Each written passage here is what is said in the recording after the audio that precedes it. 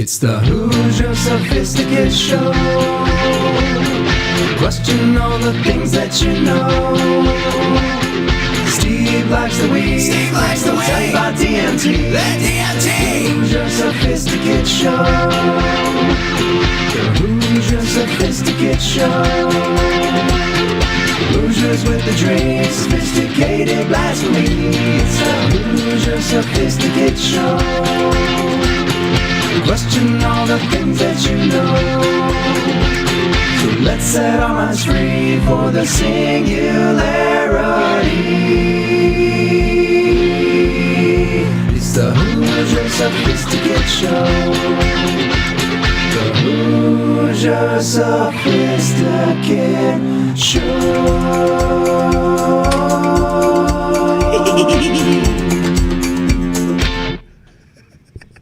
Here we are again. Welcome, ladies and gentlemen. Non-binary sentient artificial Sing to them. intelligence. You put new things in there. Go ahead. Hit them with You want to hit them with a little something? something? We're gonna hit you with the Octaver while we tell you what we're all about. We're about cannabis and psychedelics, but more than anything, we are about love. Yeah, okay. I like that. I like that. Hey, yeah. Welcome, ladies and gentlemen.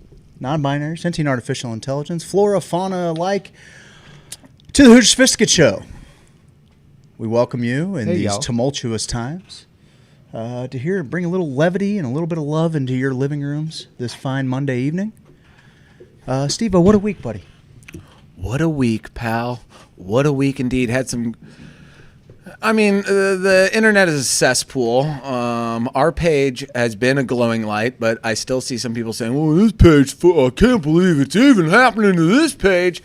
The most thoughtful conversations I'm seeing are happening in our Sophisticated Hoosiers group. I love you guys so much for participating, and I finally have like a group of friends I can ask questions to and get like these conversations that we're having within the page are glorious. We're going to kind of talk about how to navigate those waters a little bit later. Love, hate, everything in between. But big cannabis news as far as concerning clones and DHSS putting a thumb right up our and ignore prostate gland. You know what I mean? Just sticking it up there for thumb's sake. You know, like, it's ridiculous. So we're going to discuss that a little bit, too. And then also update on Aubrey and the swing set. They have to go to Jacksonville. Aubrey and her mom and her grandpa have to go to Jacksonville to get photon radiation therapy. There's only about 10 or 11. Jacksonville apparently has the best. Jacksonville, where the hospital is, maybe not the best town, so they're struggling to get an Airbnb so they can stay down there because they set them up in a hotel by the airport, and you know how that is.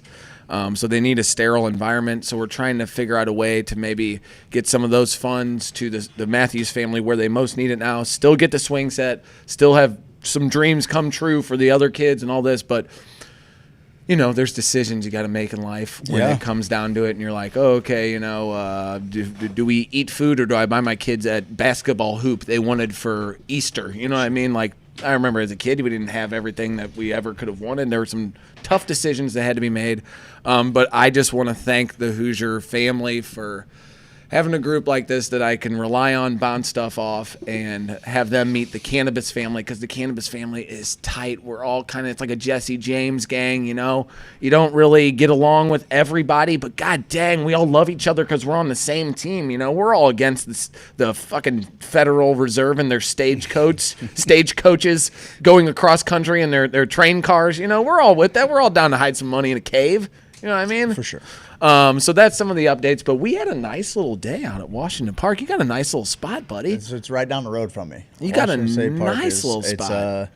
It's got a little nostalgia attached to it, too, because I remember as a kid taking a couple river days with my friends, much like we took our boys, you know, along for the trip. How cool is watching that? them just play all day reminded me so much. I mean, I can't tell you, like, those days stuck out to me. I didn't go there a bunch as a kid, but I remember going with, like, my best friend's family and we would make these, mudslides and just like make a whole day of it. And then the summertime, the horse flies would be so bad, so we'd cover ourselves in mud so the horse flies God, I wouldn't hate get you. horseflies. They're the worst. But it was fun, man. It was great to get our families together, go have some fun. Mike, you can read us some comments and toggle your camera on and off if you want to. Yeah, so we have Jennifer Bear, Aubrey Strong, loving it. Missy Bliss, they're in Jacksonville right now. Yeah, as indeed. we are Just talked to speaking. him today.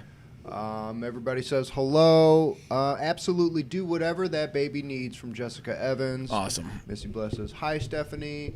And I've been needing this tribe time all day, coming from Christopher Rachel Crawford. Yeah, we'll Hey, give buddy. it to you. Hey, y'all. We'll give it to you a little tribe time. Yeah, seeing you in your element too, like even when you're down at Big Piney, talking about the nostalgia element and seeing Missy took that awesome photo of all of our kids walking like down the beach. She's like, that's future right there. That's No why doubt. we're going to have Hoosier Fishing Day. That's awesome. And let's tell them a little bit about that. So I guess this upcoming Sunday, This I thing's- got one for you, bud. Throw that thing out. Here you go. We got them on the fly. Not bad for not having my leash on me. June 7th. June 7th, this Sunday, we're going to have Hoosier Fishing Day. It's going to be, people have asked us, with all the fun events that we do, to have more, family-oriented Kid-friendly. events. Kid-friendly events, for sure. Let's go ahead and put it out there. Because I went on, Spanish Society, we had an amazing time there over the weekend, too. They're not quite open yet, open for members. We had about 5-6 people up there singing a song and about 3 or 4 in the crowd. Rarely ever does the band outnumber the people like in the crowd It was so much setting. fun, man. Like, I want, and I think, the Spanish Society wants, this to be a little Hoosier refuge. Yep. Being a sponsor of the show, we've worked alongside with Brian, and it's been in Brian's family since the 1920s. This is something amazing that history the there. Spanish community built here, and it was built to help bring people from Spain to America to realize this dream.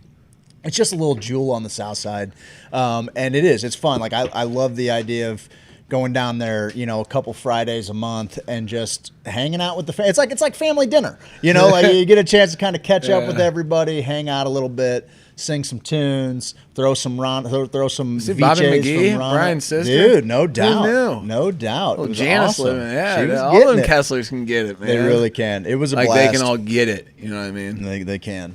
They can get They it. can get it. It was a blast, man.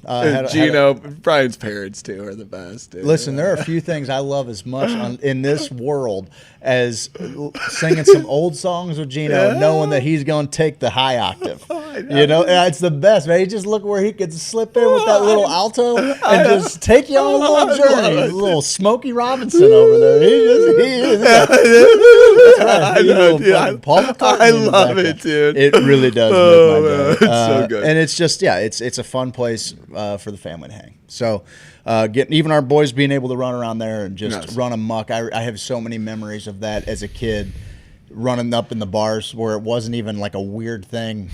We all came up in bars. Our parents are at bars. Yeah, the kids are out back I throwing played that washers or corner whatever. bar machine that every bar had that had like the card games, and every once in a while doubt. there'd be like, Yep. find the difference Find in the the nudie difference in photo. the nudie photo. And I'd be like, is anybody watching me? yeah, I know. And I could find a difference in a nudie photo at 13. Sure. I was finding ones Sure. that weren't even Sure. on their register. Absolutely. Yeah, they're like, holy cow, this kid's breaking the game. And it was like, not the highest definition either. So it was like almost like a pixelated nipple Sure. anyway. Sure. But it was good. It was all Yeah, we had. absolutely. We were in a bar.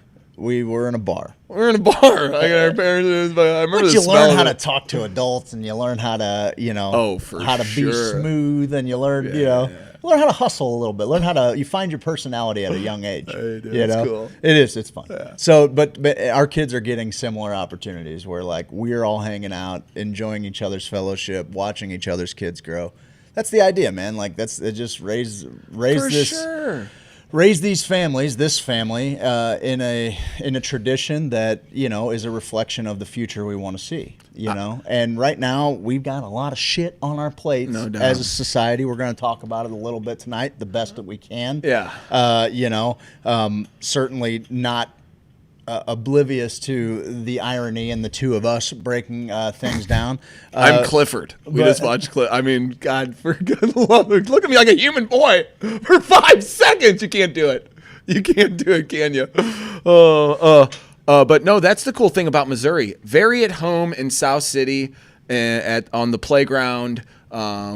People knowing my name, you know what I mean? Like that's the thing, to where we can go right out to the Missouri rivers, which are right in our backyard too, as well, and seeing the kids be able to flourish in both environments. And really get a knack for, and that's what we're hoping to cultivate with this next generation, because I'm going to dedicate my life to the next generation, because we're all fucked now. I think education and educating and spreading empathy and understanding amongst kids, they start to figure out shit. They're like, man, my parents were fucking bobos. Like, they're like, yeah. I want to challenge everyone on the black and white issue, too, because it's like, no one's black or white. We got Sherwin-Williams. Go in there. See how many color schemes they have. And we're like, fucking dude's black and white. Or white. Black, white, or white. And it's like, no one.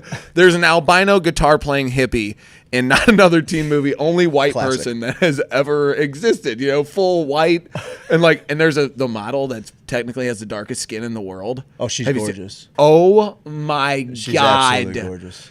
Oh, and she's not black either. So I'm challenging everybody to come up with some new names. Like, this mocha motherfucker or this guy who's like cream, this creamy motherfucker. Like, we can hate them all. You know what I mean? All colors of the rainbow. We can. It don't matter. We can love them all. I think we're here to preach the love them. part. We can love all but it is of them. everything You can in hate them all. between. Hey, listen, something cool that we're going to do tonight for about, I don't know, a month or so. Yeah. Our awesome sponsor, Sweet Leaf, has donated so much cool shit. Yes. Now, on top of helping make this show a thing, let me just issue a public formal apology to Jason at Sweet Leaf, because I was in the area the other Hey, day. blame his employees. And I dropped in because I can't be there and Craig's not a drop big, in. somewhat of a celebrity, local celebrity. What did you get coined as in the paper? Was it pseudo Celebrity- celebrity of sorts? Celebrity of sorts in the paper. Yes.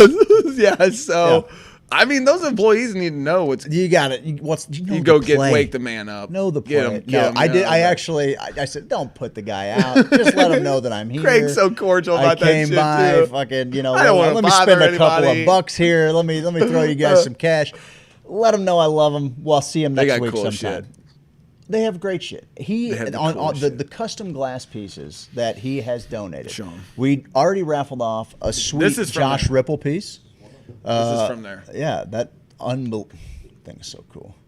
It's I think Forker. Forker? He tried to copy this and get one. Oh, Little okay. church warden. Who doesn't like a good church warden? On top of an awesome dab rig that I believe Lance won? Lance Dugan won? Is that who won?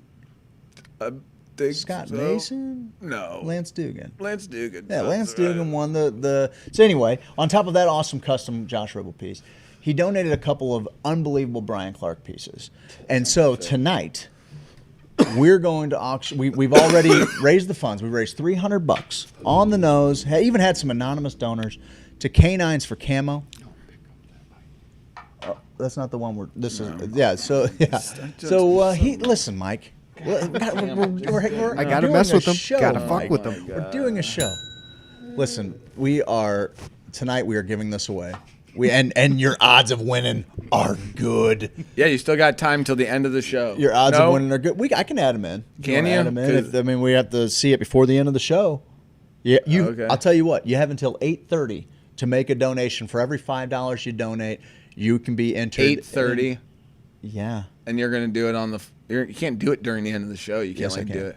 Yes, you I can can. do it during the end of the show. 100%. This is a challenge. 100%. If any of you go, That's- and you I don't donate think he has it tonight, in him. If you donate There's no tonight way. by 8:30, all Nope. of the names that are on the list for every $5 you donate, you will have a chance to win this custom Brian Clark piece. I don't believe think he Brian can do Clark it. is a Kansas City guy. Sure. Been following along with him. You know what I think about Kansas City people? It's What do you fucking think awesome. I fucking love them. What do you do? Oh, I thought you were gonna hit me with a beat. I did. I tried. Mike broke it. I think desktop audio maybe. No, it's all good. I bet you can hear it on there, but Yeah, it's fine. Whatever. It's fine. So here's the deal. If you get in by 8:30, we'll get you in the drawing. But right now, the people that are in have a real good chance of winning it. Real good Chance of real winning. We good. raised $300. $100 of it was just anonymously donated. We can't put anonymous people in there. That's know just who you somebody are. that wants to donate to good causes. Canines for camo. They provide service dogs to veterans at no charge, which is awesome, man. I know some veterans. We've talked about this. I know some veterans, some people with service dogs that, I mean, that's their number one. That's their Commander Riker. Oh, yeah. To their Jean-Luc Picard. You know what I mean? Yeah. It's their Spock to their Kirk. Yeah, all those things. Fuck yeah, man. Their Samwise G to their Frodo. Yeah, to their Frodo. That's right, man. Yeah, that's good. You got it. They're Gimli to their Legolas. I do want to talk about one thing, though.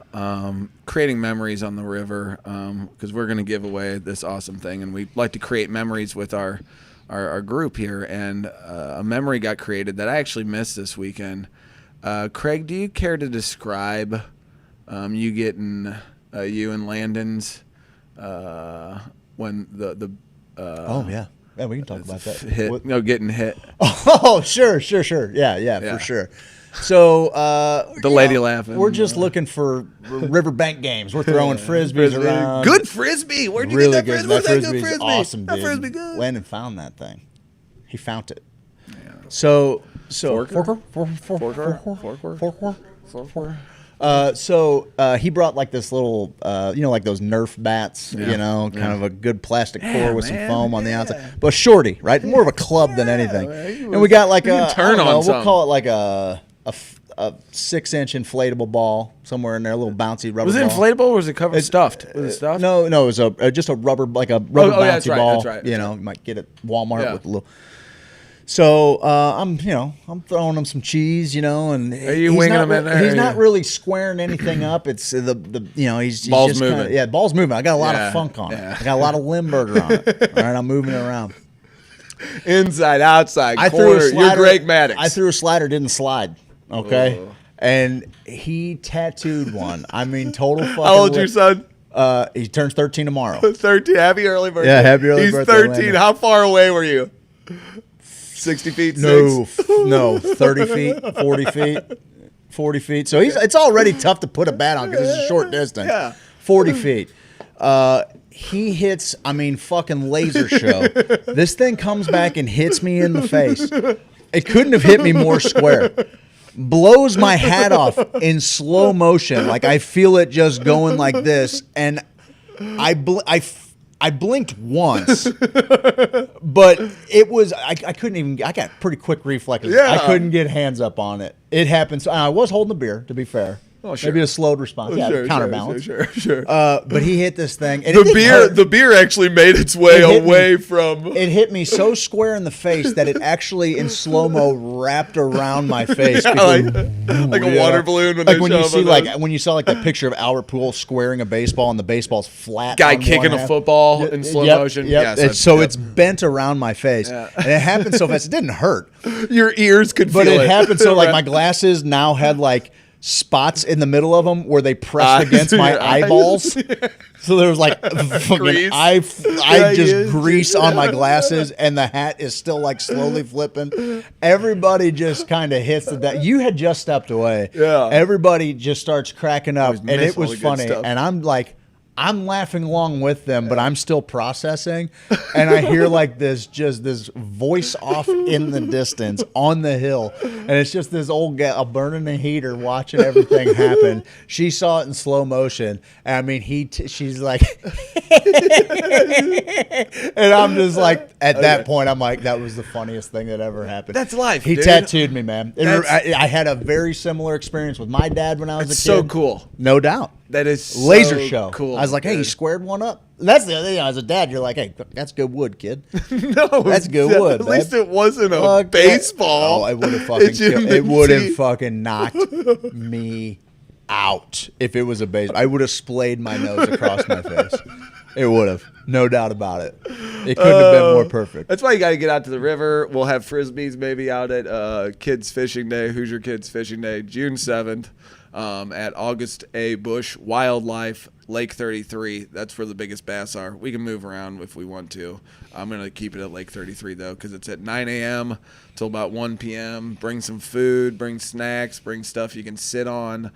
They do have boats you can rent, which that's kind of on you. I'll bring hooks, bobbers, sinkers, bring your own rod and reel. But hopefully we create a few memories like that. Hopefully we catch a few big ends. Hopefully...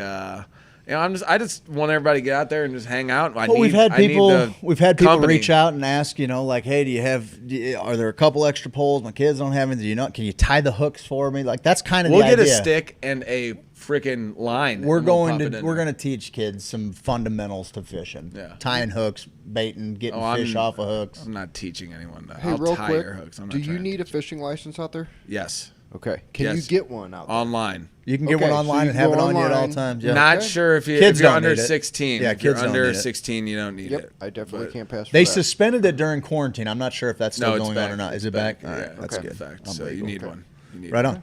Yeah. So it was. That's what life's all about to me. I'm finding out more and more, and we're going to get into this talk later because I want to play George's clip here. In a minute. I think that's a good.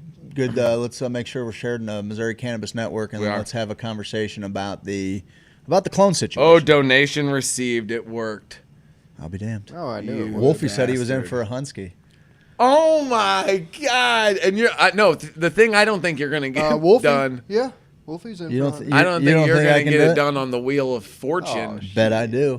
Bet we'll see this. Bet thing. I do. We'll fella. see this thing. What's up, Grace? But the more I pay attention to what's going on, the more I want to do stuff like that. So everyone is welcome. You are all welcome. Yes.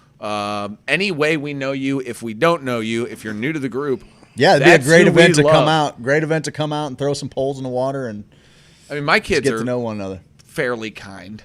Mine are one had his rabies shot. One's got his rabies shot. But it's like a big science experiment. Throw them out there, man. See how they react to each other. We're parents. We're running the greatest experiment of all time. We're no doubt. Oh, I got this baby. Like when you had a dog and you're like, I wonder if I can teach him this and this and this. As a kid, it's like, this will affect humanity for all mankind if I don't pay attention. What if he got his hands on plutonium? I just made the bestest nuclear bomb ever. Clifford.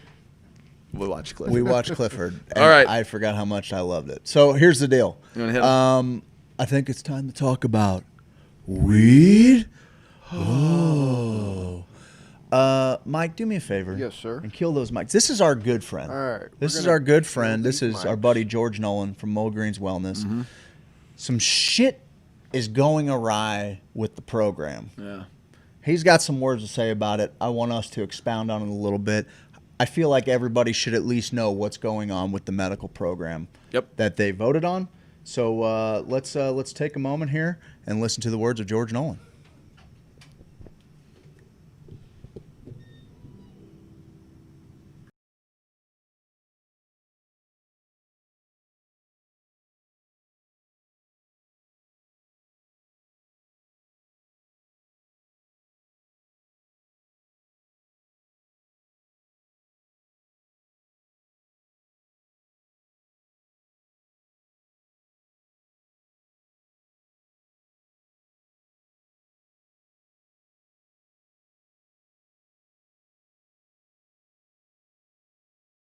Now, they don't want patient cultivators and caregivers to have access to clones. I'm really curious to know who the fuck they think they are. We've been here doing this shit for a long time without your fucking rules and your oversight and your bullshit. If you think that you're gonna take clones away from us, you're wrong. Every time you arrest a patient or caregiver in this state, we're gonna pass out 12 free clones. 12. We'll stash and dash. There's 10,000 of us in this fucking state. All it takes is a little organization on our part, guys. We can fucking band together. We don't have to spend our money at their stores. If you know how to cultivate medicine, you teach every person in your family, every friend, every neighbor you know how to do this successfully.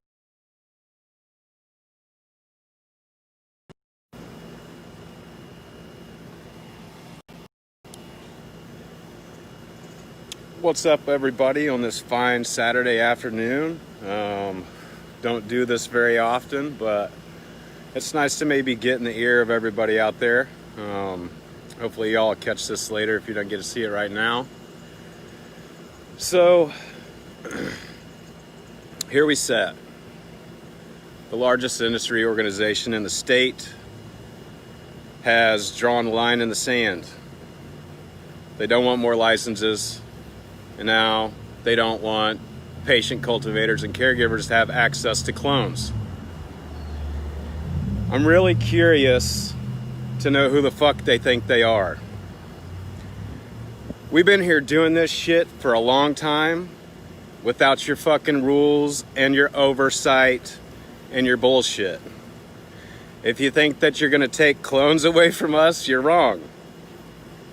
Every time you arrest a patient or caregiver in this state, we're gonna pass out a dozen free clones. A dozen. We'll stash and dash. There's 10,000 of us in this fucking state. All it takes is a little organization on our part, guys. We can fucking band together. We don't have to spend our money at their stores. If you know how to cultivate medicine, you teach every person in your family, every friend, every neighbor you know how to do this successfully. Vote with your dollars. These people are spending so much money on their fucking build-outs. They want to keep the prices high and the supply low so they can pay that shit off. Don't let them. Let's take some fucking checks. How's that sound? I'm getting really sick of this, guys. This is not what I moved back here for. I didn't come back here for a takeover. I didn't come back here for a takeover. I didn't come back here to watch this. It's sickening. There's 50,000 patients in this state that are not going to have medicine. You got 2 facilities now that have asked for a compliance inspection to start growing flower. They're 6 to 9 months away from being at full capacity, folks. I've seen some pictures of some of these grows going up. There won't be flower on the market coming from these facilities for some time. It's going to be turned into distillate, and you're going to have a huge surplus of edibles, and there's not going to be any flower. So this is what we've allowed to happen here, guys. We were fooled. You know, lesser of 2 evils, or however you want to look at it. We needed a change. We did. But we don't have to follow suit when the rec law happens. There's only one thing that's going to change this now, and that is an amazing adult use campaign, not from Amendment 2. I got to be honest, guys. I don't know if I'm even going to be here in this state long enough to watch this happen. I'm trying really, really hard to find the strength and courage and resources for us to be able to stay here and fight this. And we'll see how it goes. But God, it's really awesome to have so many, 50,000 brothers and sisters out there who love this plant as much as I do, who can pick up the torch. Us growers, man, we don't go away. You cut one of us down, we grow 10 fucking branches, and there's 10 more guys doing this. We're not gonna wait for you guys to affect change and hope you can dangle some carrots in front of our face with maybe some legislative changes. We're not counting on them, and we're not counting on you. So I'm asking everybody in this state, all 50,000 patients who want access to medicine, to stand up and make your voices heard.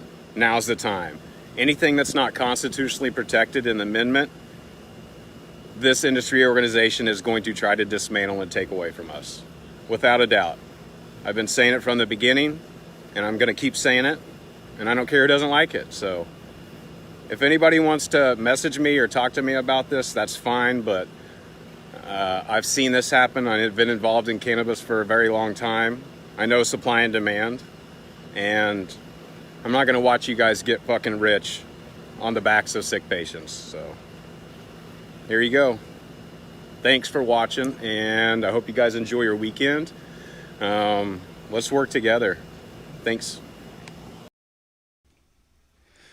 Woo, that's my dude. That's my fucking guy, man. Let me read some of these patients fucking first. I love this dude for real. He's a deeply good human. Fucking A right. Fucking A right. Fuck the man. Resist. I don't think I've met him yet, but I want to. Share this shit. George is the man. Bring on the fun. I'm down. Worth it. Billy Joe, I need your help. I'm down for anyone working, anyone patient first. Love my cannabis, Missouri cannabis folk. We've got your spirit, George. George will support you and the grow in any way possible, man. CannaFam is strong, and we will help you whatever it takes.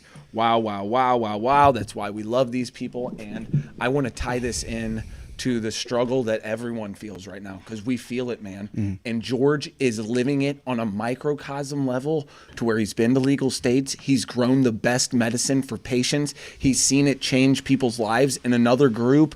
One of the people I admire on a business level and helped me kind of get my start, talking about someone who can't sleep.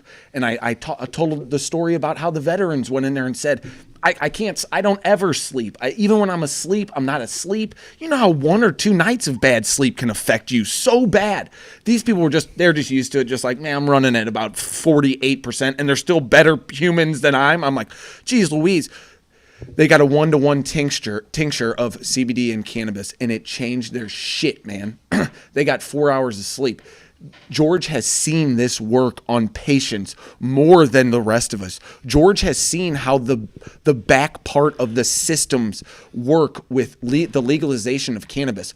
We are frustrated as a people because we are being shackled and monitored around every angle. Someone is trying to either make some money off us or try to manipulate something out of us, to where that's why we're trying to cultivate this group right now, where it's like Lifetime, James Carlton. Let's find businesses who are using their business mantra, their reach to help people. And then that's how we do it, because the system's not fuck capitalism. It's like, fuck capitalism. I don't know. If we had really moral capitalism and people chose and made decisions to help and where they could, oh man, we'd have a real nicely working society right now, as far as change and kindness and seeing the best in one another and understanding and empathy.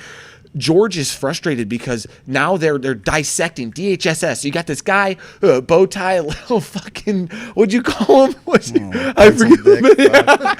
Hey, he's ruined. Josh Loftus should be in charge of this. George Nolan should be in charge of this. These are the people that shouldn't be like, well, DHSS. You know what? Get a board of people that are in it to win it. The Ricky Starlings of the world, the Rachels of the world. Get them all in on this and say, what do the patients need? You know, hey, Lonnie Kedler, what do the patients need? Hey, these guys who have been in it for a long time, please. And it's like, well, come to these meetings. And, you know, like, I love Kyle Kistner because he's always bringing people together. Sometimes he sounds like he's a little bit better than me, and I don't like that, Kyle. I will bring you down a peg or two. Don't eat. Try me, okay, buddy? I'll keep punching my fist until people get scared of me. But seeing people like that and their passion, and now it's like, well, the Missouri cannabis community is falling apart. No, it's not, man. We're just frustrated, and we as Americans are frustrated at so many angles. But you see so much opulence. You drive around, see these nice houses, see all this stuff, and you realize that that's not happiness. A lot of times that doesn't equate to happiness. There's a threshold there that once your needs are met, your happiness level is based on hanging out with loved ones, raising good kids, having experiences like getting a ball blasted off your face and a lady laughing down the road. That's happiness, baby. Sure. Those are moments we're chasing. I'll chase that freaking dragon all around town all the time. And I'll stand behind guys like George Nolan. That's what I love about the Missouri cannabis family. We don't know everything, but we know each other, and I know I got your back on an issue, and you got my back, and I got George's back, and I got Aiden's Alliance back, and you know, there's certain people that I'm like, yep, I'll go to bat for you. Let me check out due diligence, but I trust you, man. Yeah. I'm with you 100%, and that's what I love. So we can get through the frustration by the government allowing us take the fucking shackles off of the people. Yeah. Let us grow it. Let us do what we want. If you're doing anything, it should be opposers of the Amendment 2 saying, well, you guys are going way to the limits of this thing. You guys are pushing it to its limits. You're allowing all this stuff. That's what we're worried about. That's the conversation we should be having, not this one where it's like, well, this business association is stopping this. And it's like, yes, businessmen finna businessmen. Yeah. That's what businessmen and women, that's what they're going to do. We walked around a huge grow, and I straight up said, you trying to be the Bush or Budweiser or Coke of weed? Yeah. And they're like, well, you know, let's have baby steps first. But I'm like, in Missouri, you better be, half of this stuff better be going to patients, or figure out some sort of system that you're helping people along the way, baby. Because you can do it. That's the deal. We can go to some of these comments on the lines. We got some comments from George. Love my Mo Cannabis folk. Missy, fucking hero. We've got your spirit, George. We love you, man. That one too. Got a lot of claps, a lot of loves. We got gangster ass shit. You know, all of us people need to come together. People do, brother. This isn't just about cannabis. This is about oppression. That's from George. Yep, That's the deal. You know, no doubt. and This is a microcosm nail of on all the the head. shit. Look, here's the thing. All right, when we campaigned for medical cannabis, we campaigned on the backs of veterans, saying that money was going to go to them. We campaigned on the backs of people with terminal illnesses, and we said this is vital. This is how we won the naysayers. This is how we won over the people that weren't quite sure. We showed them Got the people most with votes. cancer. We showed them people with cancer that were reversing cancer in their body. We've seen the healing benefits that it's had for veterans, like you talked about, with the quality of their sleep, with just the quality of their life, finding some kind of happiness. No doubt. you That know? was just one iota. We did all of this with patients in mind first. We told everybody we're doing this because it is a viable medicine. Look where it is being used as a medicine in all of these other states, more than half the country. To hinder the home grow was a cornerstone of this amendment. It was what made our amendment spectacular. The one thing that we could say, hey, listen, this right here is the linchpin. This is the most important thing. Patients who live in rural areas, who live in what I would call medicine deserts, are able to grow their own and provide themselves medicine so that they don't have to make a long trip to a dispensary that they might not be able to make it to. They don't have to necessarily make a purchase for an amount of money they can't afford. You know, if we're talking about providing people medicine, we're talking about making medicine more affordable, because a lot of times the pharmaceutical route is so incredibly expensive. We talked about my dad's anti-nausea meds when he was going through cancer. It was $2,000 a month, and they didn't even fucking work. And cannabis did. And so the point is that we did this on the backs of patients to give patients their best route to the medicine that we know to be viable for some of these things that the pharmaceutical industry, frankly, is not handling well. Okay? Yeah. To hinder that in any way. I mean, growing from clone is going to be easier than growing from seed, right? It'll be so much easier to hone in what varietals actually work for you. I mean, every seed could be terpenes different. and, Every single seed is going to show we different talked to Bo. phenotypes. Josh Loftus Yeah, too. yep. He's been preaching this forever. Like, there's no such thing as a strain. Like, there's when you start chasing F1s and Jesus Christ, they start throwing letters and numbers at me, and I'm like, yeah, I know. I'm with you. you have a I'm doctorate with in you. cannabis, and like eyes are glazed over. But then also you have guys like Bo, you have guys like Josh, and you have guys like George that make you realize that we can do it. We are capable of doing it. And while we certainly understand why somebody who has millions of dollars invested in a business wants to somehow not guarantee, but at least kind of stack the deck so that they can recoup some investments maybe a little bit quicker, certainly understandable. But you're not going to do that by hindering the most important part of the program, no doubt. which is home grow. And by trying to say that people can't purchase clones, you are hindering people's access to medicine. Yep, that's And that there's just you can church that up however you want, but when you break it down, you are hindering patients in need of being able to get the medicine that they need. It's fucked up, man. And let me ask you this question: the ease of cannabis and the way that I'm seeing and we're learning and seeing the pictures of the cannabis that Missourians have grown so far legally is outstanding. The ease of it, and on one hand you have this plant that is very easy to grow copious amounts of, and on the other hand you have, I want this to be a business. You know, if you're making like fucking microchips or something, that's something totally different, because, oh man, that's really difficult to make. That's a difficult thing there. It's weed. How much of that relationship do you think causes chaos within the cannabis verse? You know what I mean? Like the fact that it is so easy, because if cannabis was very hard to create, or like say it was Coke, you had to break it down and do all this stuff, and There it was a manufacturing There was this process. whole instead of just being able to just grow copious amounts, and Coke might even be too easy to freaking say. Yeah. But the fact that it is You're so not easy, talking about compounding pharmaceuticals. people see cannabis and see dollar signs, which I'm okay with. That's the market. That's capitalism. Yeah. We need those people. Well, we need you. And honestly, yeah, I mean, there's very real economic reasons that Yes. we're also touting to For sure. push forward adult use. But I mean, how much of a roadblock is the ease of growing cannabis for all of the bureaucracy? Because it shouldn't be a roadblock for anything. It's- the politicians should say, "Oh, it's that easy to grow." Yeah, everybody, let's up the.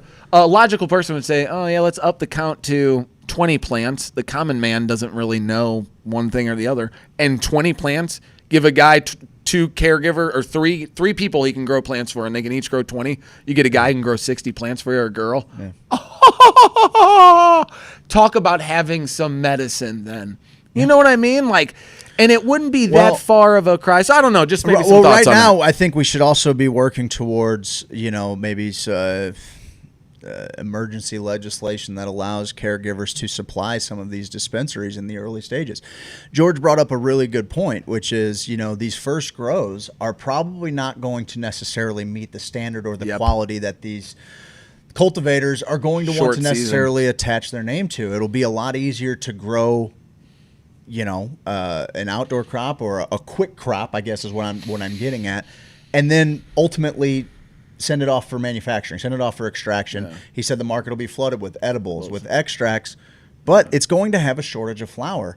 That's a problem that we could avoid. Like it's something that anybody in the know is screaming from the mountaintop, saying, "Hey, listen, let them develop these relationships at least for the first go around, at least through the immaculate conception period." At least through the immaculate conception period. I mean, for God's sake. So, I think the biggest message is here, and you hit it on the head, man. People are frustrated. People feel like I feel like we all have kind of our thumbs on us, right? Yeah. Some worse than others. DHS has it in our butts. Some of us worse than others. But at the end of the day, the most important thing is when the people in the know that are coming from states that have legal, that have seen how legislation can, find a different intent. Or, legislators can find a different intent in the language and try and finagle, the language so that it ultimately is not as expansive as it once was. Let's take at least these people's words that have seen this happen and be vigilant about protecting our program. That's the most important thing is like, if everyone sits idly by, only bitches about it on social media, doesn't contact their legislators, it's worth sending the email. It's worth sending the email out. First off, it's worth getting, making a relationship with whoever's representing you anyway. Be that voice that's like, hey, this person's got a pulpit. They talk. They have a lot of people's ears. For some people in this group, if you find yourself a cannabis or a psychedelic, Craig wants you to be a lobbyist. No. Yeah, I do. I want you to be a lobbyist for yourself. I sure do. You got people lobbying. do. You have people lobbying against you. You have people lobbying against patients. Yeah. And if we all stand idly by, they ultimately it gets changed before our eyes, and then we're left saying, well, how does that happen? And then we're even more pissed off about the speak while you can. Don't suffer in silence. So, dude, it's dude, man. I mean, you want to hit him with? Let's hit him with a word from our sponsors. I think so, Mike. Let's we have word from our sponsors. Word from our sponsors.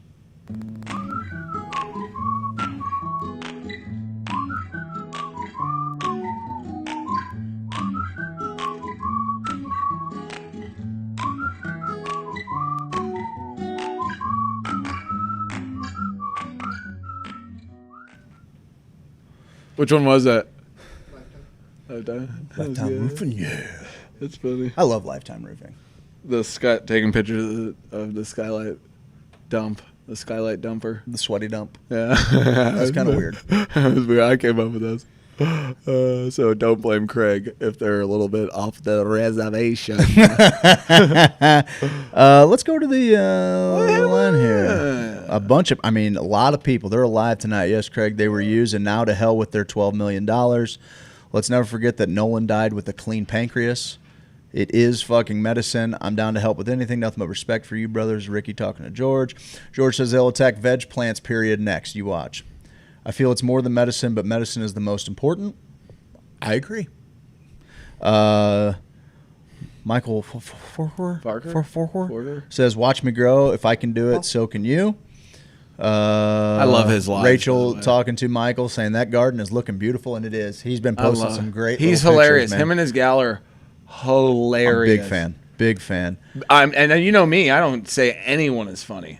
I laugh when I watch. Like, they are funny, dude. They are a nice, that's a big compliment. Yeah, they're a nice little, like, I feel like witty writers would come up with their, like, dialogue when they're going, when you see somebody, you're like, shit, you could just have a show just kind of watching your stuff. I love it. Our buddy Clay says the black market for clones is going to blow up. George Nolan says, I'm happy to enlighten Evolution Mag. George says this was their plan all along. And if you have Twitter, look up every member of the oversight committee and tell them you want access. Am I understanding this correctly? If they prevent us from clones, is this their way of forcing us to buy from the dispensaries? Yes, they're essentially saying you can only grow from seed. Yeah. And so, yes, it is a way to keep you at least visiting dispensaries to get your medicine for a little while you're rotating. What about getting a clone off your own? I don't know. I would think that that's okay. Okay, but you just can't get. You wouldn't be able to purchase them. So, I mean, for the love of the Lord Almighty, let these magicians of the plant grow the medicine we need. There are so many good growers out there, man. So many good, and just they're in our so group alone, man. Like, there are people growing it's so frustrating, unbelievable medicine, and with the plant counts that we have, like, it's just it's growing pains. It's early. I'm trying to make space and find patience for the fact that we heard a story about Colorado, and how it was 15 years ago, there were only 600 patients in maybe 4 stores statewide. Yeah. And listening to that and understanding that, they were certainly kind of trailblazing, but we expect a progressive market. And I'm not even sure, Colorado has all kinds of shit in place that I think that we tried to write into the Constitution to kind of avoid. And other states have, and that's, one of the things being first to market, you got kind of problems you didn't see happening. But that's what's frustrating about this is we have plenty of case studies with all of these other legal states to kind of see what's working, what's not working, and be able to pivot like that. So it's very frustrating. It's just too bad that they couldn't come up with like a new position, like, I would call him the weed czar or whatever, like fucking Bill Bradley or whatever his name wanted, Bradshaw wanted to be. If you got like a good guy in that, like Bill Bradley, he didn't. Bill Brasky, Dr. Brad Bradshaw. I'm starting to think his idea wasn't that bad in theory. It would have been rough. No, in theory, if he didn't run it, what I mean, if we did have someone like George, just like a dictator hoarding over us all the time, I'd give him absolute power. You know what I mean? Yeah, the problem with giving absolute power to a Let's station. see what you got, George. The problem with giving absolute power to a station is you can't count on the person sitting in that chair to always be a benevolent person sitting in that chair. Yep, so. No doubt.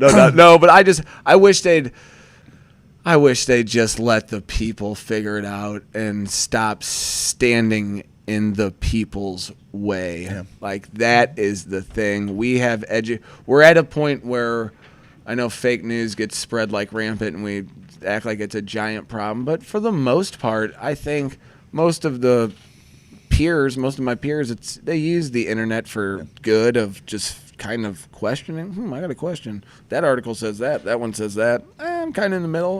You know what I mean? So you can go way off in either direction. But I don't know. That's why I appreciate the conversations we've had in the group and stuff, and George willing to go out there, because like you're saying, people got to step up, say things. We got to listen. react, respond, and just fucking see where it goes from there, and just take the shackles off us. Yeah, we all want the best. Oh my God, for I'm our saying patients. take the shackles off me during the that's this okay. time. That's okay. the I worst. think I you're just okay. realized that right I think now. you're That's okay. probably I think it's fine. I don't think anyone read Write it. your letters to Twain at mycelial.media. mycelial.media. All hate mail be sent there. Yes. Write it, please. Actually, I would love that. I would love that. What do you think, man? You want to go to a commercial break? On the other side, on the other side of the break, we're going to do the psychedelic scrapbook. Kind of a cool little study this week. This is the most important part of our show. I don't know about that. No. And I feel like it's the most important part. I mean, we have good discussions, and I love I love every part of the show.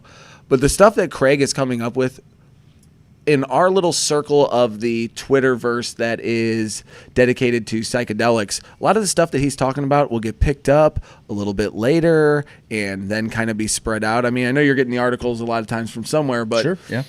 These are big stories that are very under the radar because you'll see 1,000 ads on Hulu for antidepressants and all these just crazy. The pharmaceutical company is commercials in is on bizarre. Hulu. They're in. Yeah, they are. At least on what my age range or whatever. But the studies you're seeing with 80% depression reduction, with untreatable depression, with iboga and ketamine, how ketamine can help, how MDMA assisted therapy is helping. These are some important things. So pay attention during the. I mean, listen, we're not just sitting here wasting our time. That's not what we're doing here. I mean, get it together. I'm sitting up here. We put a lot of hard work into this thing, and I'm fucking tired. It's complete. That was good. Good job. You have somebody wanting your hate mail forwarded to them. They will help out. Okay. Sure. Listen, Wait, what? Sometimes, Steve, when you get worked up, you get a little. I get the vein, the side vein. You get the ones that kind of run down. Yeah. It gets me worried, man. You're fucking telling these people what's happening. You're pissed off about the clone program. Yeah. You know. What are you doing? Hare Rama, Hare Rama, Rama Rama, Hare Hare.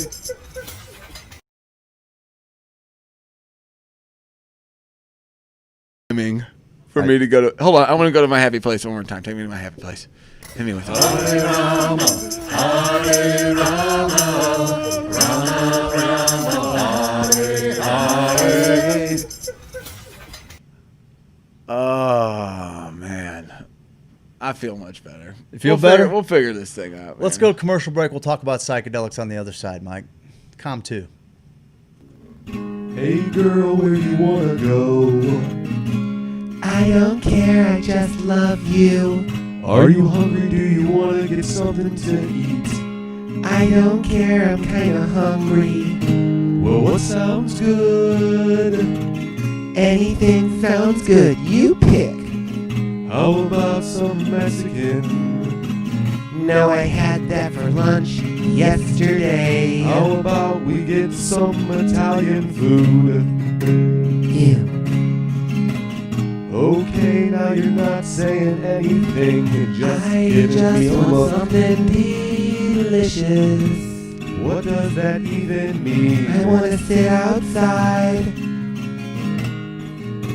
Applebee's? Applebee's? No, Gross. I'm not eating good. I don't know Applebee's. why you're always Applebee's fries on are Applebee's. Applebee's is disgusting. one of They're my favorite darn gross. places to go ever. I'm not eating Applebee's. I wanna go to Truman's. Let's go to Truman's. Zulard, go to Truman's. I wanna go to Truman's. And Zulard, take me to Truman's. We agree on Truman's. I love Truman's. Zulard, I love Truman's. Zulard. Truman, Truman, Truman, Truman, Truman, Truman. Truman's and Soulard, a place we can all agree upon. Shut up, you idiot. James Carlton. James Carlton. James You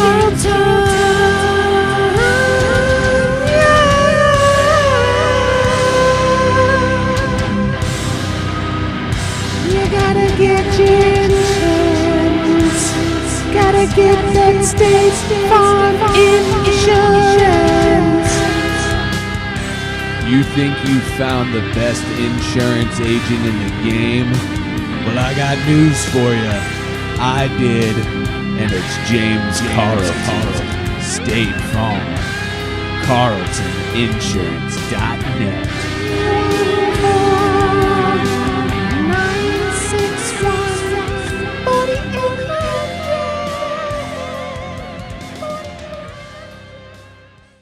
Hey everybody, I'm just making this post as a little public service announcement. I recently had a roof leak and I got online and called the hashtag Roof Boys. They showed up and they didn't have a truck. They came out of the woods near my home, which was odd. When they showed up, I'm pretty sure they were children. The little one was aggressive. He was beating on my garage. He was shirtless and had a tattoo that said Bug Life. And the older one didn't have a ladder and said he would climb my roof by getting on the pillar, and he was slapping a spatula around, which I don't know what a spatula does for roofing. So if you want a reputable roofer, I recommend you go to Lifetime Roofing and Renovation, located in Webster Grove. They've been around since 2005, and they're grown men.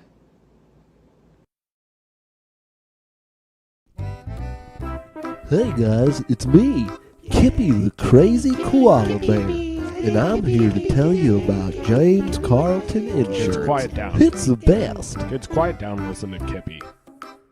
Grown-ups need insurance, and Uncle James can help. Right on. Grown-ups need insurance. He's got the best reviews on Yelp. Grown-ups need insurance if they want to protect their house. Yes, sir. Grown-ups need insurance if they want to properly bury a spouse. That's a bit morbid. Grown-ups need insurance if they drive a truck. Okay. Grown-ups need insurance just so they don't get... Whoa, Kippy, you can't. Well, I was just No, going to you say cannot. get in trouble. Okay, well, it you sounded don't like you wanna were get going in to trouble. sound like you were going to say something else. James Carlton, State Farm Insurance. You can find him online at carltoninsurance.net, or you can call him at 314-961-4800. Hey boys and girls, I'm talking about native hemp extract.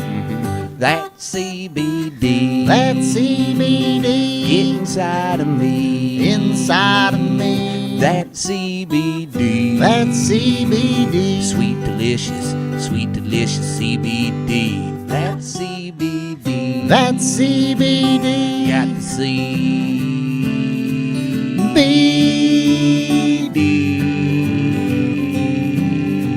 CBD native hemp. That CBD. That CBD. You can get it from me. I can. That CBD. That CBD. Inside of me. Inside of me. That CBD. That CBD. Get inside of me. Inside of me. Inside of me. Inside of me. Inside of me. Inside of me. No. Inside of me. Inside of me.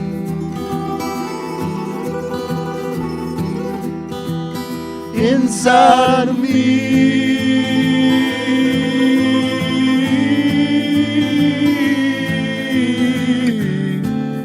Native hemp extract. 1,800 milligrams of total cannabinoid goodness from Pike County, Illinois. Get yours at HoosierSophisticate.com.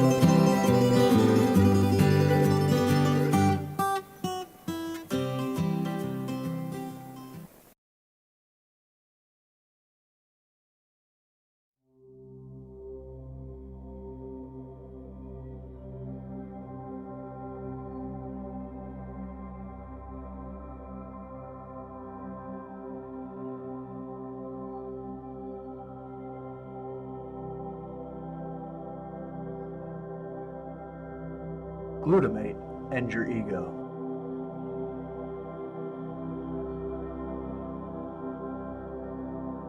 The human brain's cortex is where the roots of self-awareness are thought to lie, and growing evidence has shown the neurotransmitter glutamate is elevated in this region when someone is tripping.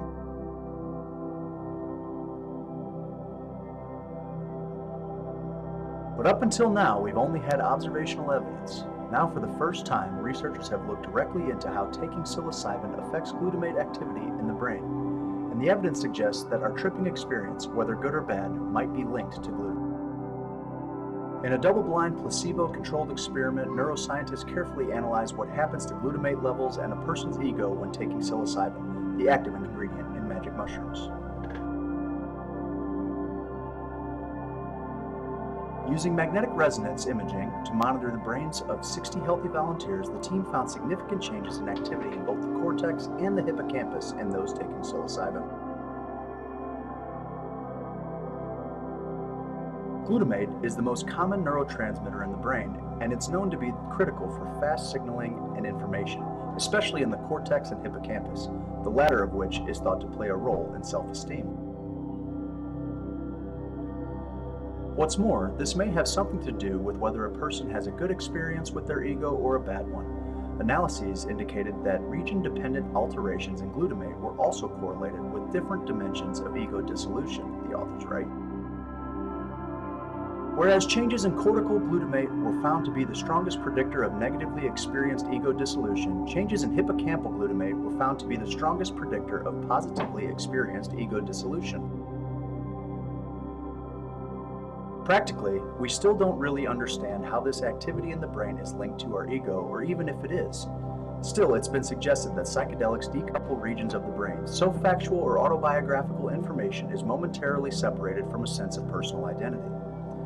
Our data add to this hypothesis, suggesting that modulations of hippocampal glutamate, in particular, may be a key mediator in the decoupling underlying feelings of positive ego dissolution, the authors suggest.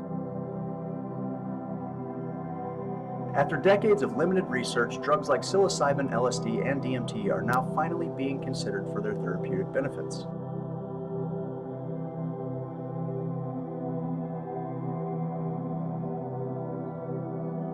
Understanding how these drugs work on a neurochemical basis could allow scientists to develop better treatments for those with mental health issues such as depression and anxiety.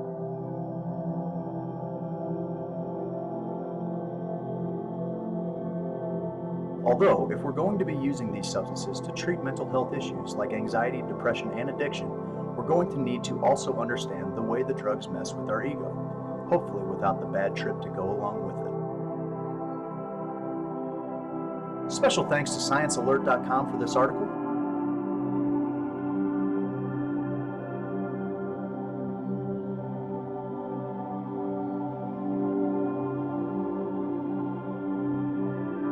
The full study is posted at Neuropsychopharmacology at the following link: www.nature.com/articles/S4138/020-0718-8 Thanks for tuning in to this week's Psychedelic Scrapbook.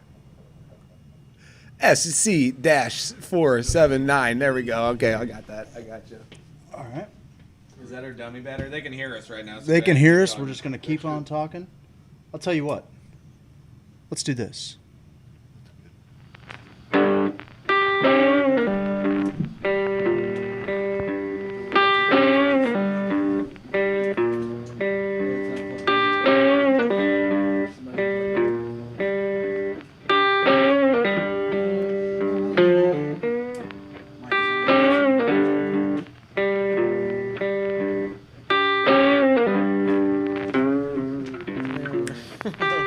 That thing has the red light on it too. That's everything that's controlling it.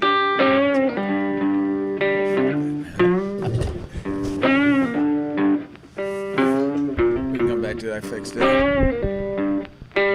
can come back to it. I fixed it. Steve fixed it. Ain't nobody gonna break up my stride. Nobody gonna slow me down. Oh, no. Not Mike. He's not gonna sabotage my show. Not tonight, Mikey boy. Pop up your camera. Hop up your camera. Say hello to everybody. Hop up your camera. Hey, Say, everybody. there he There he is. Mike. You can leave it on for a little while. Yeah, hang out, Mike. for a Hang little out with us for a little bit. So, dude, you freaking weirdo. I love those, dude. I learn something every time, and I love your graphics, and it may be over some people's heads, you know, just the Talking about the sound and look hippocampus of- and the exact. Some people are like, oh, I can't understand glutamate. that. There's some gems in there that are truly life changing. These are articles that are. This article was posted in ScienceAlert.com, but the neuropsychopharmacology tab. Nerdalert.com, dude. And these are being published in major science publications, which is, I think, the coolest thing about it. They're talking about actually being able to track what is ego dissolution, like what's causing that. When the levels are higher in the hippocampus, that typically makes for a better experience. And when they're in the frontal cortex, it's the opposite. Do you worry about them ever figuring it out so much scientifically that it takes away some of the mysticism? No, I don't. Because I having been through the experience, I don't think that it would I don't think knowing more about it in this dimension lessens its significance in that. I mean, I've said many times that the experience itself is one that feels like the most real experience. I think that was something we talked about a little bit in the last psychedelic scrapbook, in that people reported, like 7 out of 10 people reported it was the most real thing they've ever experienced spiritually. When they talked about, you know, tracking the Good Friday experiment. DMT and spiritual entity encounters. You know, how many people went from atheistic leanings to a more agnostic understanding. You know, so I think for a lot of people, it's important to kind of understand what's happening with brain chemistry. And in this regard, you know, this is a study that could potentially lead to mitigating those quote unquote bad trips. I don't believe in bad trips, but the really kind of harrowing experiences that they can be, which again I feel like can be the most beneficial. I challenge people to use a different word than bad. You know, like challenging is a perfect word for it, because I think most of the bad trips come from I wish this was over. I wish I didn't have to deal with this, which, oh, buddy, that's what I'm trying to teach my kids right now, that there are things you don't have to deal with, and there are things you do have to deal with. There are things that you know, if you got a bad job, yeah, you can do, you know, just like when you're 18, be like, I'm not going to show up and I'm going to work. And that's a shitty thing to do. But you can kind of get away with it. You know, you're hopping from job to job. If you're trying to avoid trauma-based neurosis or something, and you're trying to just avoid it altogether, yeah, that's not how you beat it. That's not how you, defeat it and beat that beast. The only dragon, way, I mean, slay the dragon. That's not how you do it. How often can you? And slaying the dragon, scary as fuck. I don't think that anybody ever suggests you run away from your problem. Like trying to think about it and applying that to any kind of thing that has challenged you in your life. My dad was halfway on the way to Mexico when he found, my mom told him that she was pregnant with my sister. Oh, yeah? They caught him halfway to Mexico, dude. He was at the tip of Oklahoma. He was almost there, dude. Almost made it. Almost made it. So don't tell me about running from problems. It's been this mantra that I think I gained from the psychedelic experience that I'm still trying to apply to my everyday life. And we write little messages to one another throughout the house on mirrors and things like that. And it's something that I like. They're usually like spooky, though. Well, like, Miss is always red look rum, behind you. Red rum. Miss is always just dropping these little nuggets of wisdom on the kids, and I'm like, I don't really know what. And then the other day I was in the you're shower. like, brush your teeth. Yeah, don't be a total fucking slob. But you're scolding them. I was Missy's leaving them life lessons. You're like, Pick up your toys. I was days deep putting together a medicine playlist for a journey I was preparing for, just listening to pretty much A journey nothing but- playlist? Yeah, yeah. Should have been gone, knowing how I made you feel, and I should have been gone. That's actually just a Steve Perry solo project. That was not Journey, but I just figured, that's. Someday love will find you. So I was I preparing. don't like a Journey that medicine much. I'm an journey. REO guy. I was preparing a medicine journey for myself. Playlist. I'm good at the moment. CBD's hit me deep. But I was listening. But much like you like to listen to your mantras, a little Krishna Das. I get lost in Icaros. Hit him with it real quick. Sure, I don't mind. Hit him with it. I wouldn't mind going to my happy place. All right. Okay.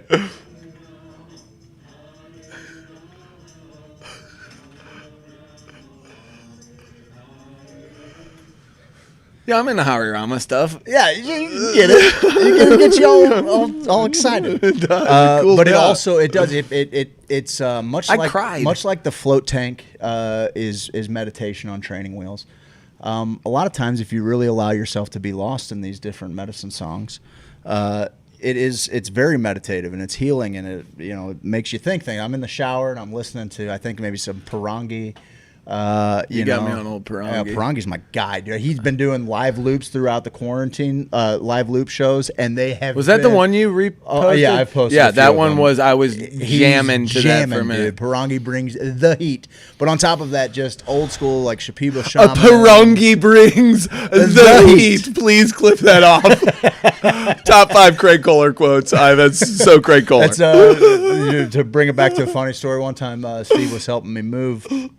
And we were getting ready to, I think we had planned kind of this little guys we can get away. We were talking about some different music and everything. Yes. And I think you had brought up Spangle. Yeah, I don't know why you brought him up. But I was like, you heard of these couple yeah, bands? you've heard of Spangle? And I was like, heard of them, buddy. I got 9 albums. I got all 9 Spangle albums or something. I was like, that's the most Craig Kohler shit I've ever fucking heard in my life, dude. So I love that shit. From that meditative space, I came out of the shower and I've been thinking about this, and I'd said it kind of in different ways. I think we've even it came out on the show, and then I was like, let's kind of turn that into a little phrase, a little mantra, and that was, don't let comfort be your compass.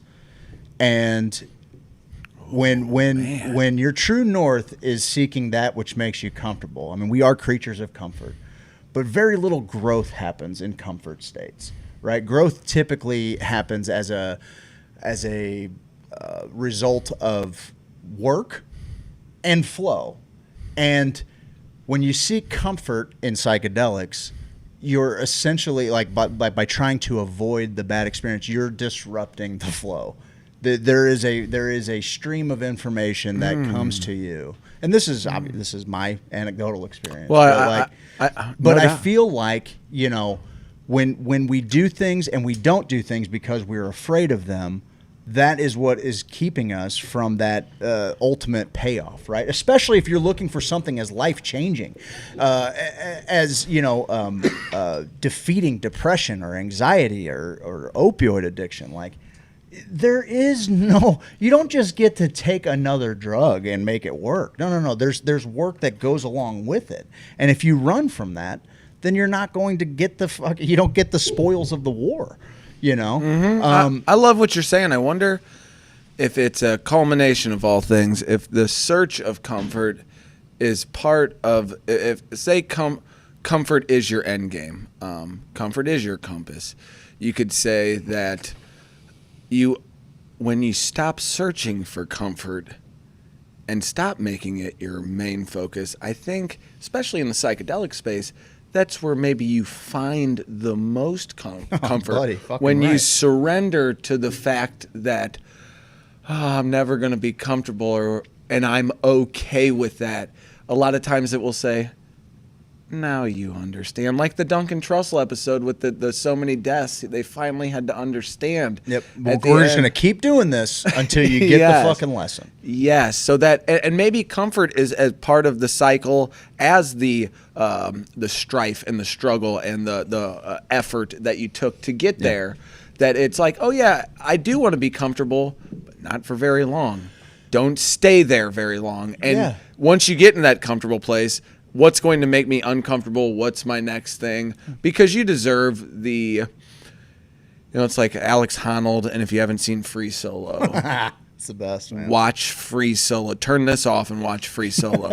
The only movie I've watched in my hands, They I get had sweaty. to wipe them off numerous times. The only movie when he spoiler alert, cover your ears. When he reaches, never mind. When he reaches the top of one of those things that he does, and it was this huge struggle to get there, and when he gets up, he takes that moment to bask in it, but it's kind of his own deal, and then his walk, after it, the moments after it, the integration after it of what he just did, that experience he just had, the good and the bad of it, the freaking out, the calmness, the balance of all things, the sacrifice versus the payoff. no doubt. Like, you're okay to bask in that, but there's always something more. But then you have to balance that out and say, well, there's always something more, but I have to balance that out with content. Otherwise, I'll just be like, what's next? No doubt. What's next? Yeah, I think that's what is, like, when it comes to challenging psychedelic experiences, the most important thing when taking into consideration your set and setting and your mindset is one that you gotta. I'm losing my train of thought here. It's one that you have to set knowing you're going to do some work. And when you do that, so like psychedelics, they work kind of counter to all other kinds of medicine.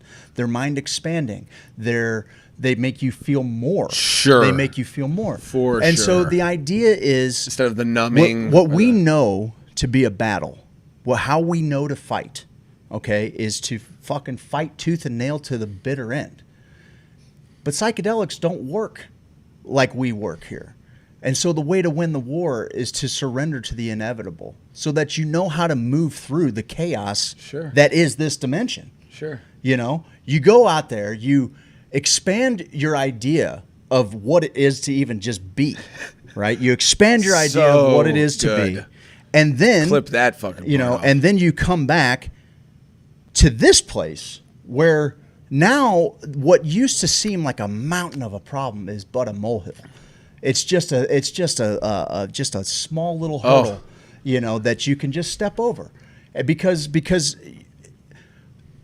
once you've been through the most challenging stuff, the problems here, like the problems you can be presented with in a challenging trip, are infinitely more challenging than the most, I don't know, just the thing that just hangs over you. Like whether that's, I don't care what that is. I know, I can tell when I'm perspective far changes removed, and all I that can tell stuff. how far removed I am from that headspace, from that clarity, based on the severity of little fucking problems that I have in my life. There's a correlation. There's a certain correlation there. And I'm not necessarily saying that, like, you have to keep Or is that causation? going back to the... No, it's correlation. Okay.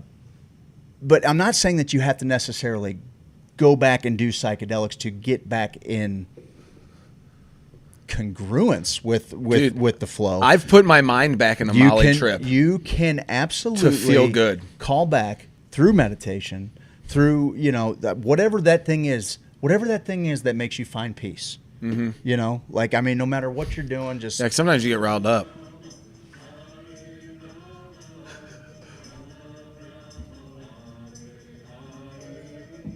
Kudos to Mike for helping out with the drum work. He got me that drum that we used on that track. Well, talking about you brought up Alone, and we're going to do a segment called maybe Words of Wisdom or Wisdom of the Week. Yeah. And Craig was dropping some knowledge on Jenny and I the other night about a guy on season 7 of Alone, which was a streaming pick of the week. It was a while back for you. While back. Yeah. They have 8 seasons now, I think. But you were dropping knowledge about how this guy, how he lived, and he lived in Siberia. And I mean, I was bought in on this guy's story just hearing you tell it. So it's on the last Joe Rogan podcast. He just sat with Joe Rogan. Yeah, his name's like Jordan something. Well, so I was rewatching Alone, and when we talked about it on the show, we talked about how the psychedelic experience of being alone with your thoughts for a long period of time, that can seem like a bad trip. You're hearing stuff and you're like, whoa, this is weird, but you finding comfort through all of that. I think that's something that a lot of people don't understand, is that sometimes the best thing you can do on a psychedelic experience is sit quietly, sit and listen to the medicine music. And the medicine music is not, I sometimes say, well, Craig, hit me with some Beatles, or hit me with an Avid song. It doesn't have for 5 minutes, dude. Yeah. But even the I have songs good medicine I have songs music that are home base. Well, that's what you do. Good medicine music will bring you back home every once in a while, and home could be I think home, when you listen to music, replace home with death or pre-birth. Like they're always talking about eventually we're all going home, and I'm like, fuck, that's kind of deep if you look at home like that. Sure. And that sense of home, that pre-birth, that post-death, that abyss that no one knows about, that's all crazy to even think about. But the Alone series and having the psychedelic experience of being alone, all of these people after they came back from, because we watched a portion of season 6. Season 5 is people who were on the show before. How many of them you think, in season 1 and season 2, how many of them you think went back to their normal cubicle jobs after living 30 to 40 days in congruence with Mother Nature? They dined with Mother Nature as a medicine for 40 days. Some of these people more. Yeah. And they went back to their job and they're like, I kind of like being a CPA, but what am I doing? And you could see a shift in these people. And that's something that they worried about when we went to the psychedelic symposium. Some family members in the movies we watched were like, this person's going to be a changed person when they come out. If you go through those battles and those struggles in there, you are a changed person, but it's not going to be like, I don't like Craig anymore. Well, I mean, even though it happened one out of that 20 people or something, where someone's like, I got to get divorced. That Robin Carhart Harris and the different researchers there said that in these, Johns Hopkins and Imperial College studies, one of the biggest anxieties coming in is that of the spouse, afraid that their partner is going to change so much that they won't want them in their life. Yeah, I don't even know this person anymore. And in that Magic Medicine, there was this old couple, and that guy was really just pulling up a lot of shit from his childhood. And his wife was scared to death that she was going to lose who he was. Yeah. And one of the best scenes is like when he comes out of there, the two of them, they're in their 60s. He's got those big flowers. He's got the flowers ready for her, and they just make out like little kids. Like they're so happy. He's weeping, and he was like a hardened, a little bit older than our dad. Kind of that typical British, like, no, don't show emotion no type. Doubt, dude. And when him and his wife saw each other, it was like they were 16, and like their parents were telling them they couldn't hang out anymore. And they called it puppy love.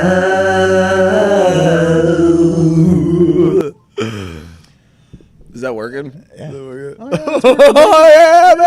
I got that mother lockdown, baby. Oh, Craig, good job on the psychedelic scrapbook. It was a fun one, man. I think it's these conversations with you. The idea is like this glutamate can, if they know how to potentially target different centers of the brain, they may be able to help people with the healing experience without having to experience the trauma, which remains to be seen. That's where I think that's what they're working towards. And I think that the more and more science gets its hand on it, the more and more they're going to try and tweak it in the lab.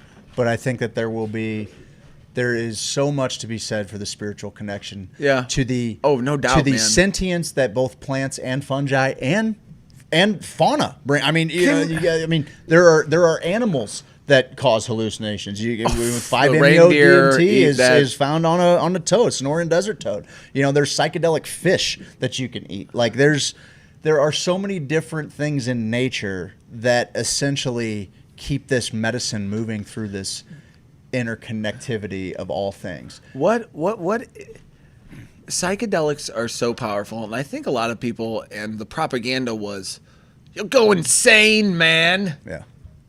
Isn't a glass it- of orange juice and you're gonna spill. Isn't Everybody it knows that guy. weird that it can take you on a journey, brother? Yeah. And I mean, it's safer that psilocybin is clinically safer than cannabis as far as doctors' visits and all this stuff goes. It's so mind-boggling of why it's so safe. You figure, anything that the government just like kind of came from fruition, like this drug can do all these things. You're like, motherfucker, will that make people go nuts? Yeah. That they got to deal with their inner demons? You're like, no, actually, it's like super safe. I ponder about what that is, and you just kind of nailed it when I was thinking of the question. Is that like connection to spirit, that connection to source, that connection to home, that familiar feeling? It's not totally foreign. It is. The DMT space is the most foreign thing I have ever visited. Queeve has ever been to, he told me, allegedly. But it felt somewhat familiar, almost like church that you brought up, that it brings up these deities and made me almost want to believe in God again, because why the fuck not? Your friend, right? Your friend. Queeve. Yeah, I've found. Thank you, Mike. I've found that it's so much. Allegedly. It's so much to bring back, right? Like that's the challenge in DMT. Is, Tell him what your boy said about bringing it back with the scoop. Oh, my buddy. Yeah. Yeah. He said, trying to explain the psychedelic to someone who's never been there is one of my like favorites. going to the ocean and cupping your hands and taking some of the ocean in your hands and then running back to them and saying, there it is. There's the ocean. Coming back to Missouri and being like, here, man, this is the it. ocean right here. It's love that It's a analogy great so little much. analogy, man. But I've found that through the medicine, through the music, the connection to the music, I found that sometimes if I journey, or if my friend journeys through the same songs, the world becomes a little bit more concrete. I remember more visually. I go back to a similar place that feels like my living room, my cosmic living room, where I can. If you step listen out to of my the shell. same songs? Yeah, I have songs that I can journey with, and like they give structure to the world that I can remember.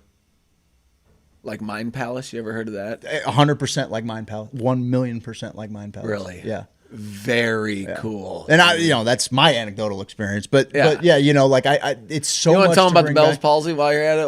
No, I'm joking. Please don't go into the DMT Bell's palsy. I fix my face. I fix my face. Actually, everyone who told that was in the psychedelic world, they're like, huh? And I'm like, God damn it, that story. He's like me I and caught the a bass. Yeah. I caught a bass, dude. I caught the string. We need to get around some anglers. Hey, listen, I think it's 8:30, which means if you didn't get your chance in for the pipe, you're out. You're an idiot. We're gonna go to commercial. I'm sorry, that was We're too gonna go to commercial. On the other side of the commercial, we'll have the giveaway. Let's have a little talk about the fucking what's going on in the world. Yeah, we'll hit them with just a little. We'll bit hit there, them just a little touch of that. We'll come up with some streaming because we don't know. Stream picks of the week, and then you guys give us a topic. We'll sing you a little song. Oh yeah. Give us a topic. All right, so I'm gonna kick us over to commercial break. Mike, why don't you kill those mics? These are you should spend money with them because they're awesome. Hey, wait. Mike, can we get a word from our sponsors real quick? Oh, yeah, first we before definitely need a word from our let's sponsors. go A ahead word and, from our sponsors before we go to our let's sponsors. Try.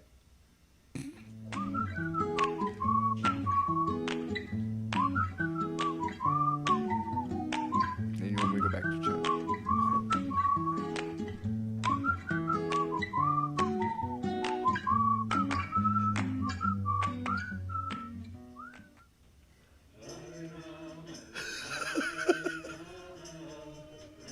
Yes.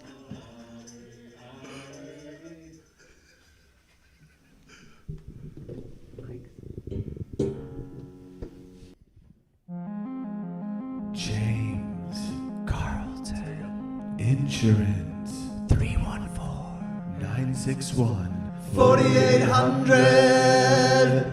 Handsome, amazing, astonishing, Astounding. fabulous, Incredible.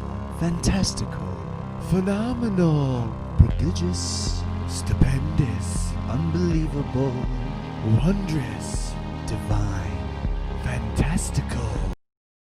He's fantastical. You got a house. Go on and get it insured. You got a car. You gotta get it insured. You got a life. Go on and get it insured. CarltonInsurance.net. Fantastical. Stupendous. Fantastic. You take our insurance and are you cannabis friendly? Yeah. And they all said no. And then at that last phone call, that 8th phone call, I was like, do you know anybody that is? I'm desperate. I've called 7 other people. You're my 8th phone call. Yeah. At this point, I'm crying my eyes out. And this lady just felt bad for me and said, hold on, let me call you back in a few minutes. And they called me back and they said that they would take him, but under a certain amount of conditions. And the main condition was that if they felt that cannabis was not working for him, then they would take him from us and put him in and Child Protective Services, and then they would take the other 2 kids too. Oh, because they were both underage. Then- and we would be charged with child endangerment. So they'd go to federal prison. Yeah, we would go to federal prison. So we said, bring it on.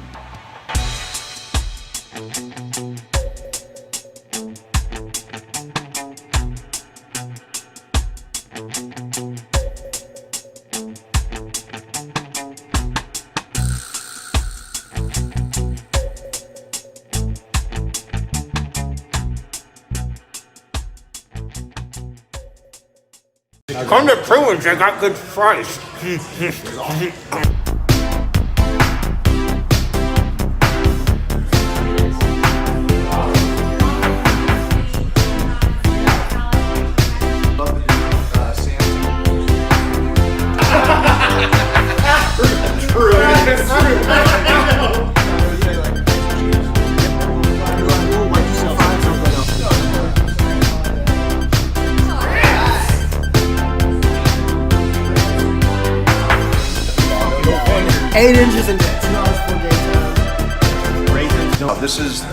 This is one of the best Cubans. I try a Cuban everywhere I go. And this is one of the best damn Cubans I've ever had. And we've got a little white cheddar mac here with a little cracker mac. Life-changing, incendiary. Everywhere I go, I try the Cuban. This time I didn't. I got the grilled cheese bacon burger. Look at that thing. With put some pepper jack on there, some jalapenos. And we got some crinkle fries. And all I can say is, oh baby, grow baby. As you can see, this was once a delicious plate of coconut scrimps, and I devoured it. And if I had to say, if I had to give a review real quick, I'd say it's an orgasmic feast of the senses. And I love meat.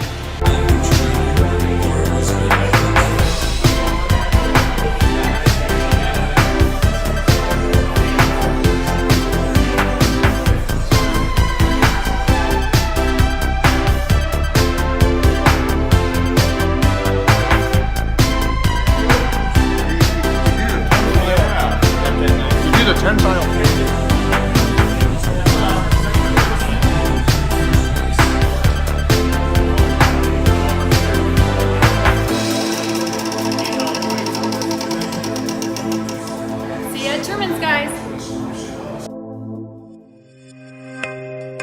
Yeah. We ain't nothing but everyday people. Living our everyday lives. Facing our everyday struggles. Yeah, we got different views. We come from different places.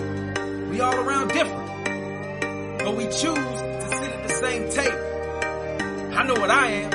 Do you? I am a Hoosier. It's in my blood, it's in my veins. Sophisticate. And I ain't ever gonna change. I am a Hoosier. It's in my heart, it's in my soul. Sophisticate. I ain't afraid to let them go. We are a Hoosier.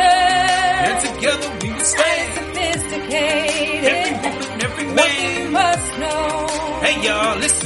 in the sex room. Well, man, look, we at the Spanish Society jamming all night. If we get way too drunk, then we crashing inside. Cause we all brought a 10 and we knew this could happen when smoke's in the air and the beers are cracking. I'm playing Lorana, I'm knowing my luck is up. Lost all my money, the kids playing Chuck-a-Luck. I'm pretty wasted, I hope they don't kick me out. Now it's a party, Diane got her titties out. Ain't no party like a Southside party. It's an upstairs, downstairs, outside party. We got Craig on the mic, Steve strumming like you can't believe, Brian on harmonica and Angie on the tambourine. When I'm throwing washers, it ain't no more Mr. Nice Guy. We all come together when it counts. Shout out to Vibe Tribe. Hey, Bobby Battlehawk, I hope you like the new song. Wait a minute, who's that dude with the Daisy Duke song? Cacao! Cacao! Let me hear your Battlehawk cry. It's the Bobby Battlehawk Show. Man. Through the highs and the lows, we're the ones you wanna keep close. Through the ups and the downs, we'll be around. Hey, one more time, babe.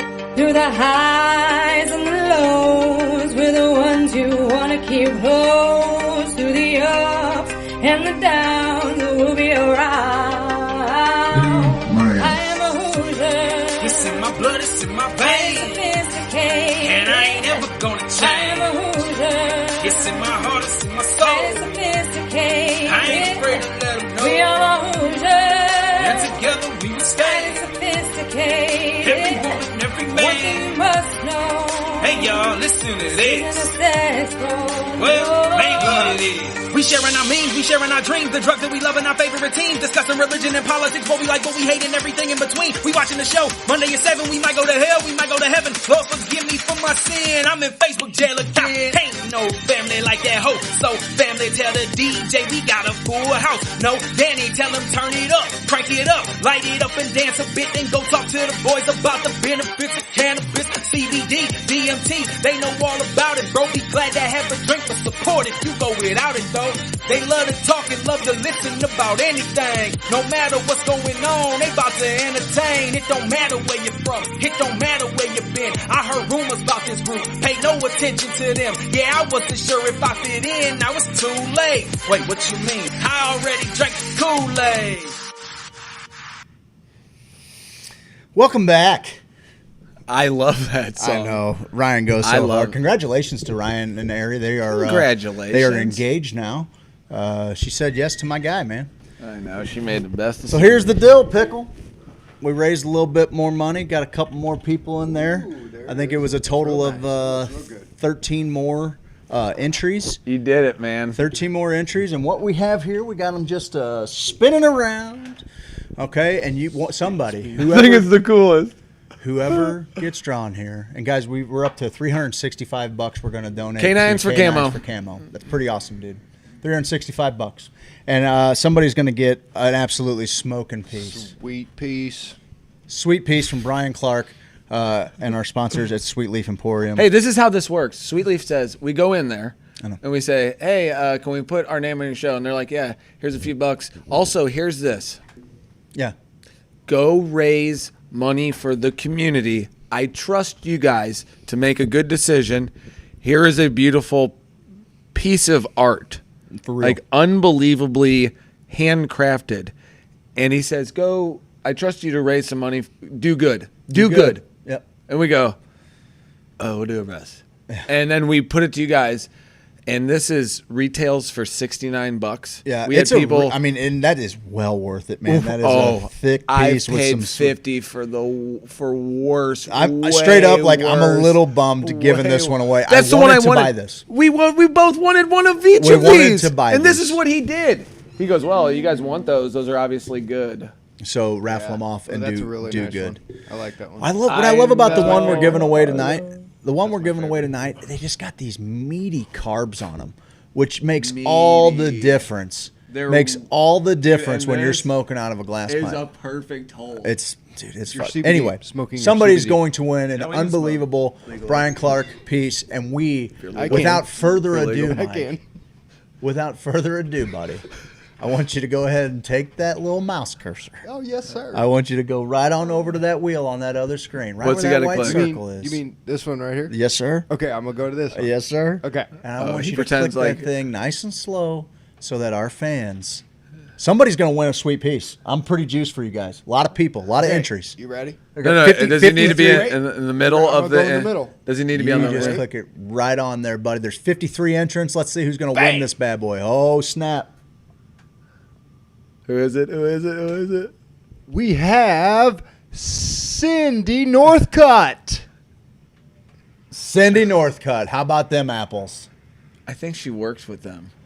Well, good. Oh, okay. So do you want me to go ahead and close that? She should win that, right? She should totally win that. Okay, she donated a shitload of money. Yeah. I wasn't sure if that was a conflict of Cindy, interest. congratulations. She works with the group. I think she Congratulations, maybe Cindy. just volunteers with them, though. I mean, you guys saw how random it was.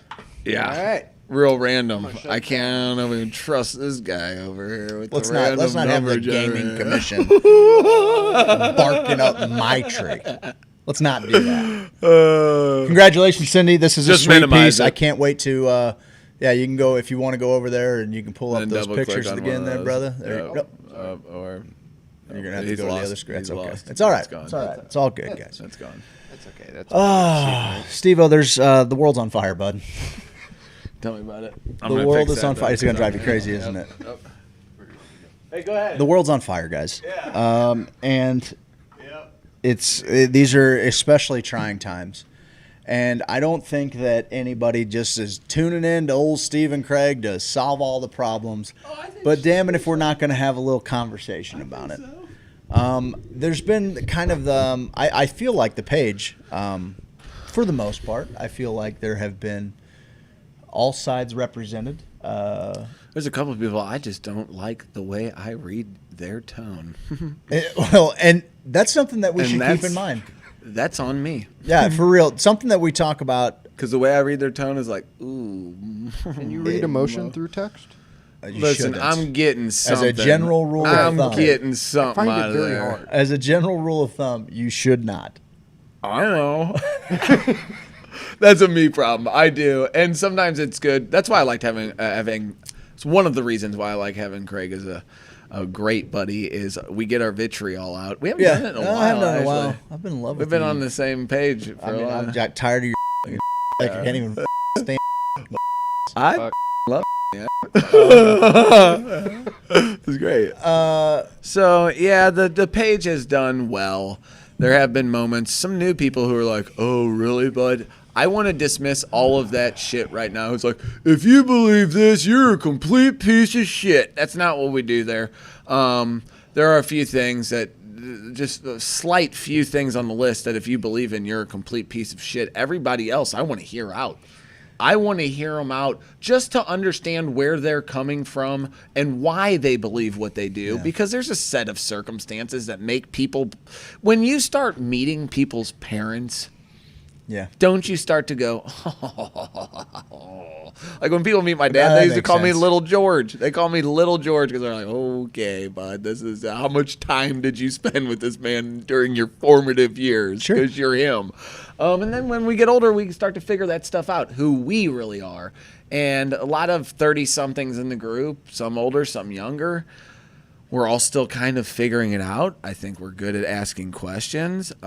This going back to George's thing, now is a time for change. Now is a time for change. I want to know what change looks like. What change looks like to me is, to say it one more time, freedom and taking the shackles off in all aspects, in allowing people, educating people enough to allow us to make decisions for ourselves. In a microcosm of the drug war, they feel like they need to protect us from ourselves because we'll just go crazy and we'll do terrible things. I remember there was a study about rats, and I may be slightly off on this, but they did like a study with rats and cocaine, and they just did rats in a box with cocaine, and the rats all OD'd on cocaine, man. That's what just humans will do. They OD just kept on it. going back to They were just a plain box. And then I think it was in Canada or somewhere, they did a study where they made like Rat City. Yeah, they gave them things to do. They gave them exercise, wheels. They made it like a rat mazes. paradise. Yeah, and then gave them Coke over in the corner. It was the Rat Fantasy Factory. And then a couple of rats were like, hey, let me try that shit. Oh, you know what? There's opportunity and entertainment and a worthy life in this direction. Maybe I don't snuff myself dumb on some yak. Yeah, You know? I don't think they were doing snooters. I think they had cocaine in their water supply, but yeah, you know. No, these rats, I saw them. They actually were very safe about it. They They each weren't even used an sharing individual. snooters? Yeah, they each used an individual snooter, which, you know, that's cool. But I wonder about studies like that. And just, that's why earlier I mentioned just like, I'm the worst. Like dedicating myself to the kids, I'm the worst. It took me so much to not use masturbator and nimble fingers in our July 7th fishing kids thing, and I was just being pure and myself. I'm like, bring your kids. I got nimble fingers to help them with their hooks. No, Steve, you can't do that. You can't say stuff like that, bud. I Not think in you the can. Pizzagate era. They'll all true. come back. I can't That's do true. it now. I can't even make jokes. That's one thing I'm like, I probably just shouldn't joke about. I'll joke about everything, but it's like, fuck. That's one thing. I don't right now. There's, no, well, you find your own. I boundaries. joke about everything, and that's Yeah. one thing. I used to joke about that all the time. Well, Getting a little bit off topic. Hey, we're getting way off topic. But the fact that our page and the understanding, that's what I want to preach here. If I'm going to preach anything, this is my damn page. This is our damn page. I'll run it any damn way I want to. Fucking right. Camp man. Nowhere. That's from Camp Nowhere. Great movie if you haven't seen it. But I just want everyone to think about what the other person might be thinking. Yeah. Well, and it's okay to get mad. It's okay to get angry. I'm cool with it. We need that. I get a lot. Sometimes I quote Tombstone. Like I'm just a I quote badass. Tombstone all the time. You know, man. just like you're a bad. I'm like, Come on, fuck skin it. this shit. Listening, we were Skin it, boy. we were skin that Skin that smoke wagon. See what happens. And we're playing April 29th, 1992, and we're kind of into it. So there's that rebellious nature that especially comes from the Canna fan, that outlaw, like, whoa, fuck the man shit. Yeah. It's just, there's so much more to it than that. That's why if anyone wants to go fishing, that's where I'll be. Well, that's certainly the long, safe route to take. Look, we're at a stage now, we're still trying to figure out, this is something that we're not going to figure out in our generation, but God damn it, we got to work towards it. We're trying to figure out how to communicate and coexist in social media, where everybody has a voice, everybody has the ability to create their own news feeds, everybody has the ability to exist within an echo chamber, and has the responsibility to step outside of it and not take personally. Listen, I think I've experienced some growth. Like when we start talking about what's going on with riots, with police brutality, with people of color being marginalized by law enforcement, there are very real statistics, right, that show this to be the case. And every person of color that you know has an experience with the law that you're like, you got pulled over for what? Like almost every person you know has a negative experience with that. At some point, you have to start hearing what people are saying. And because it doesn't apply to your actual reality, because you have no frame of reference, because you haven't physically experienced that thing, does not negate another person's experience. Now, with that being said, when you're talking about fighting for something that you believe to be, pure and right on the path of righteousness, you have to also you have to apply that to all things. I've seen an incredible double standard coming from people on both sides of the COVID issue and the rioting issue, where the other party was arguing the other thing when it was based around a different story. We got to get over that And shit. so we are so quick to buy into these hard lines, these team talking Collectivism? points. Yeah, I call it. Yeah, I mean, I think that.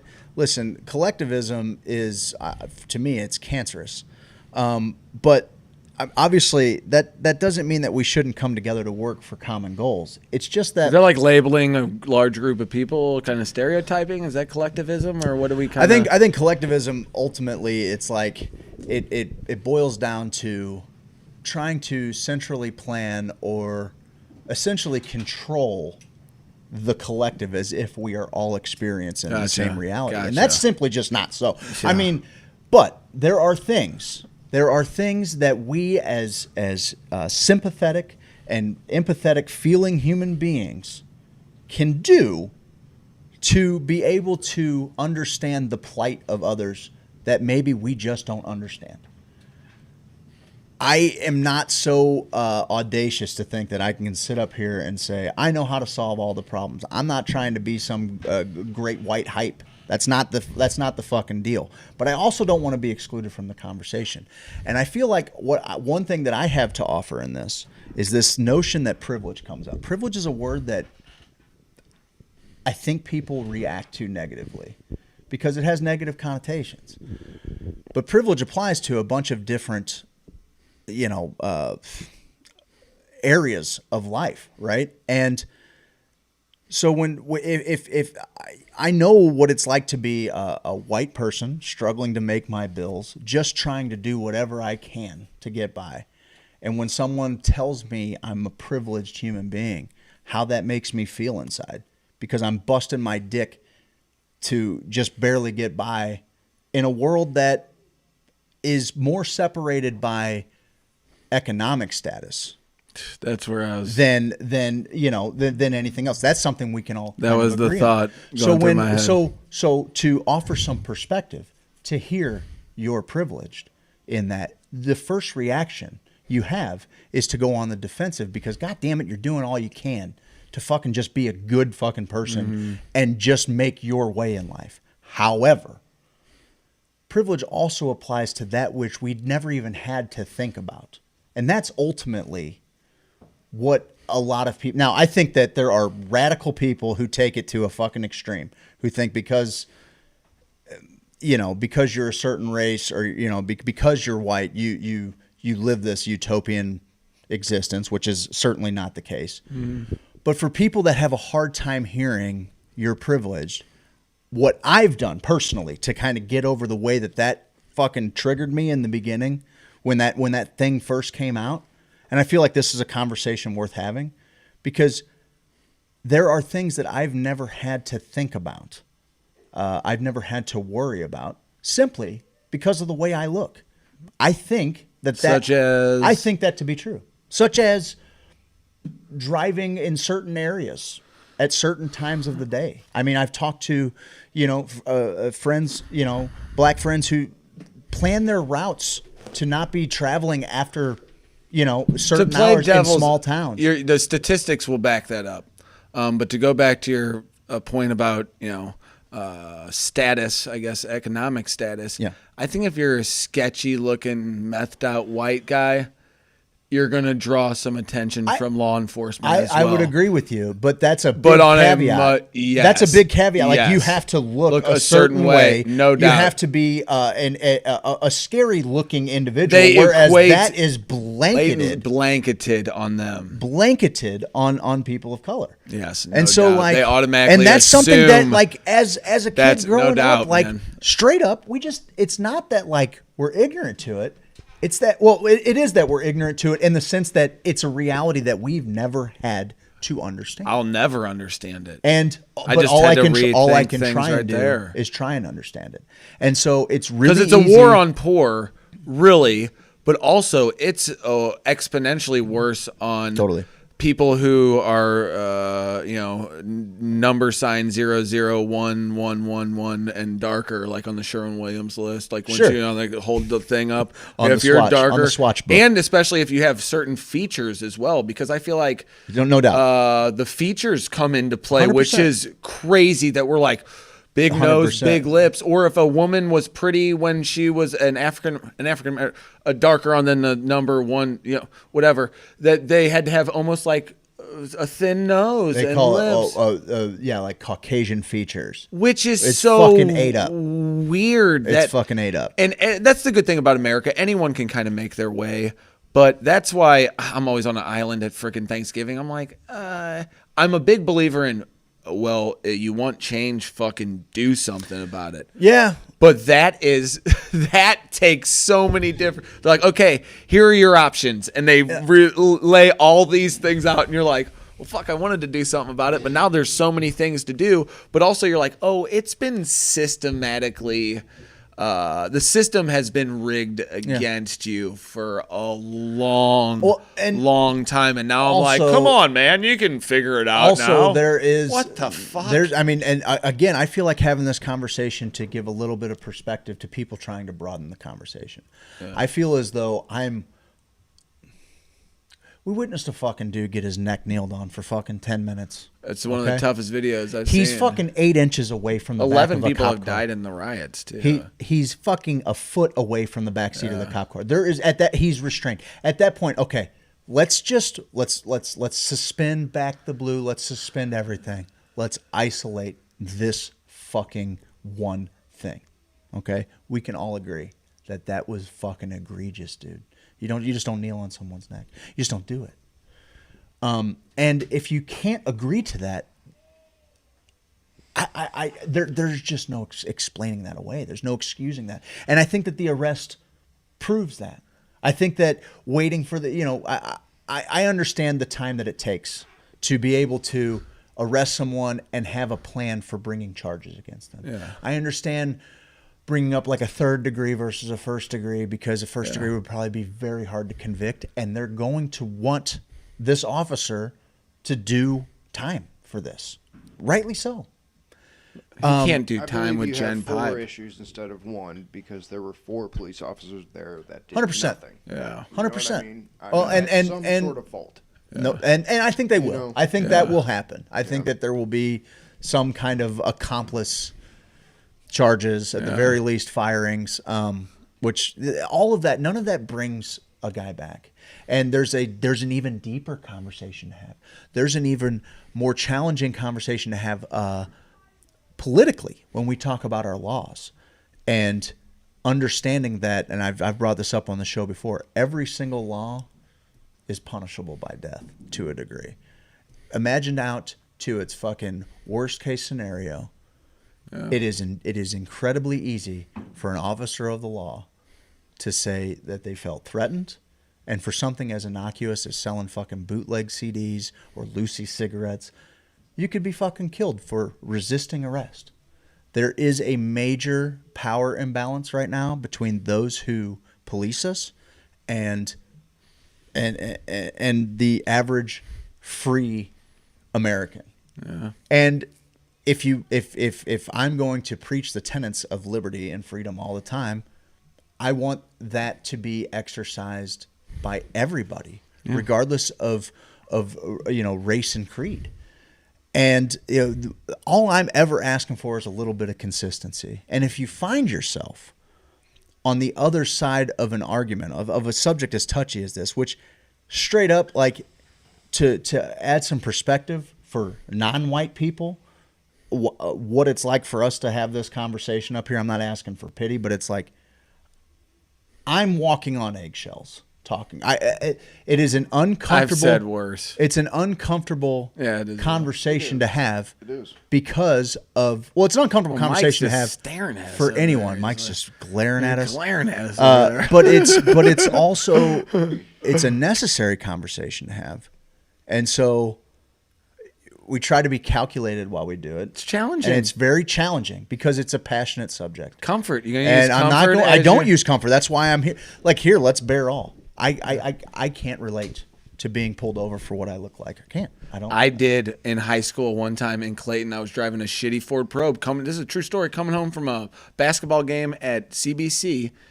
I was 16 years old, my very first car. I had half my face painted gold, half of it painted purple, a big afro wig on. A cop pulled me over, said, "I thought you were a black guy." We don't see many black guys driving around Clayton in a car like this, looking like you do. I think I was shirtless too, so he must have been like, "What is going on?" But he straight up said, and had like a had a laugh about it. And me at 16 was like, "Oh, that's kind of fucked up. Cool. Don't take $250 from me." My personal shell, my world I was in. I was like, "Oh, well, good luck, African-American people." You know what I mean? I'm glad mine was just paint, because, he's like, "Oh, get out of here, you little whippersnapper." Thinking back on that, I'm like, unbelievable. Can I ask you a question about we've been in the psychedelic world, and we've seen movies like From Shock to Awe, and you can only imagine what our first responders and our troops have to see. Mm-hmm. How much is the system set up to create division monsters? Oh. My first question is, how does someone kneel on someone's neck for that long? How does one get to the point? I worry about if someone's trying to come in and kill me, am I going to have the wherewithal and the lust for my own life and family's life that I'm going to shoot center mass and not be like, I better shoot him in the leg a couple times. Well, he's got a gun. He's going to shoot you. If someone's in your house, you shoot center mass. Aubrey Marcus said, he goes, if you're going to try to take my life force, I'll never fuck with your life force. You come and try to take mine away from me, you are forcing me to take yours. That's right. To see the lack of the lack of caring about another human life and being so savage, just a savage way to do it. And we've seen savage videos before where there's, all sorts of crazy things. But you can usually track it back to, ISIS believes in this, and they take runaway kids and start training them from 9 years old, and you understand why they can do horrible things. This is a cop. This is a guy people know, and he's capable of that. I don't think many people would be capable of that. So what makes him capable of that? Is it the numerous car accidents? Is it seeing domestic abuse every day on his shift? Is it dealing with people spitting on him and all this stuff? Is it his own personal bullshit, which, is affected by the people around him? But that's why the cops have to be exceptional. Like, cops have to be exceptional. And most times, I think a lot of them will run towards, like, if there's a shootout or something, rarely does I think that happens, but when it does, they are more likely to run to help you. I think most of them, like, I will give them that benefit. I think that's why a lot of them joined, like firemen.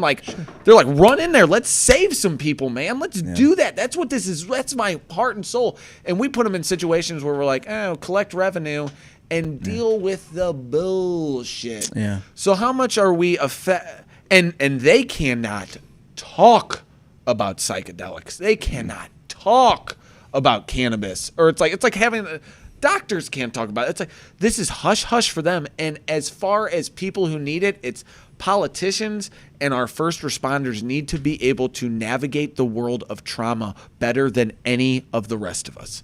They need to have a doctorate in learning how to navigate trauma and their own and others' trauma.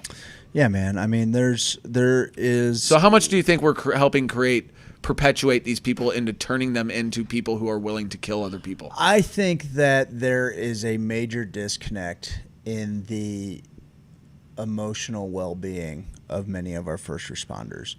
We've been made aware of the PTSD that veterans come home with from being in war. We talk a little bit about the first responders. Yeah. But, I mean, talking about firefighters and police, a lot of times are the first on the scene to some of the most horrific things a human being can ever see. A podcast I listened to, guy had a skull in his shoe, 10-year paramedic, got home and was like, he was laughing about it. He said his girlfriend at the time was mortified.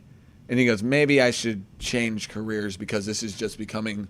He had skull bone stuck in his shoe and was like laughing about it, picking it out, kind of like, oh shit, that becomes can't the believe normal. It got stuck. It doesn't excuse when you are a servant of the community.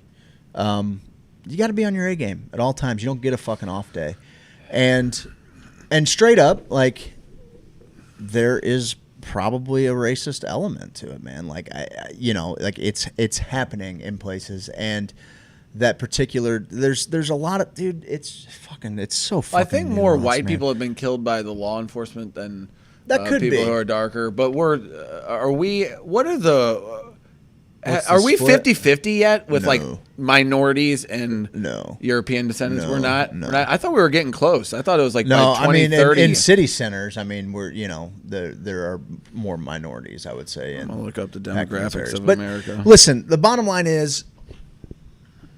Well, there is no. I mean, I don't have a bottom line. Yeah. Craig, sum up racism in one. I'm fucking. dude, I'm heartbroken. I'm heartbroken for humanity, and I'm always searching for the do-gooders, man. I'm searching for the people running in the right direction. And while, there are some conversations to be had, like people can also be pissed off that their family business of fucking 50 years got fucking destroyed and their insurance doesn't cover fucking looting. And they weren't open for 6 weeks before that. People are allowed to be pissed off about People are allowed to be pissed off about that. People are allowed to be pissed off that they haven't been able to even have a fucking livelihood for the last couple of months. There are people who are upset about the transfer of wealth. This one's rich, to pivot a little bit. 72% pissed off. whites. 72%.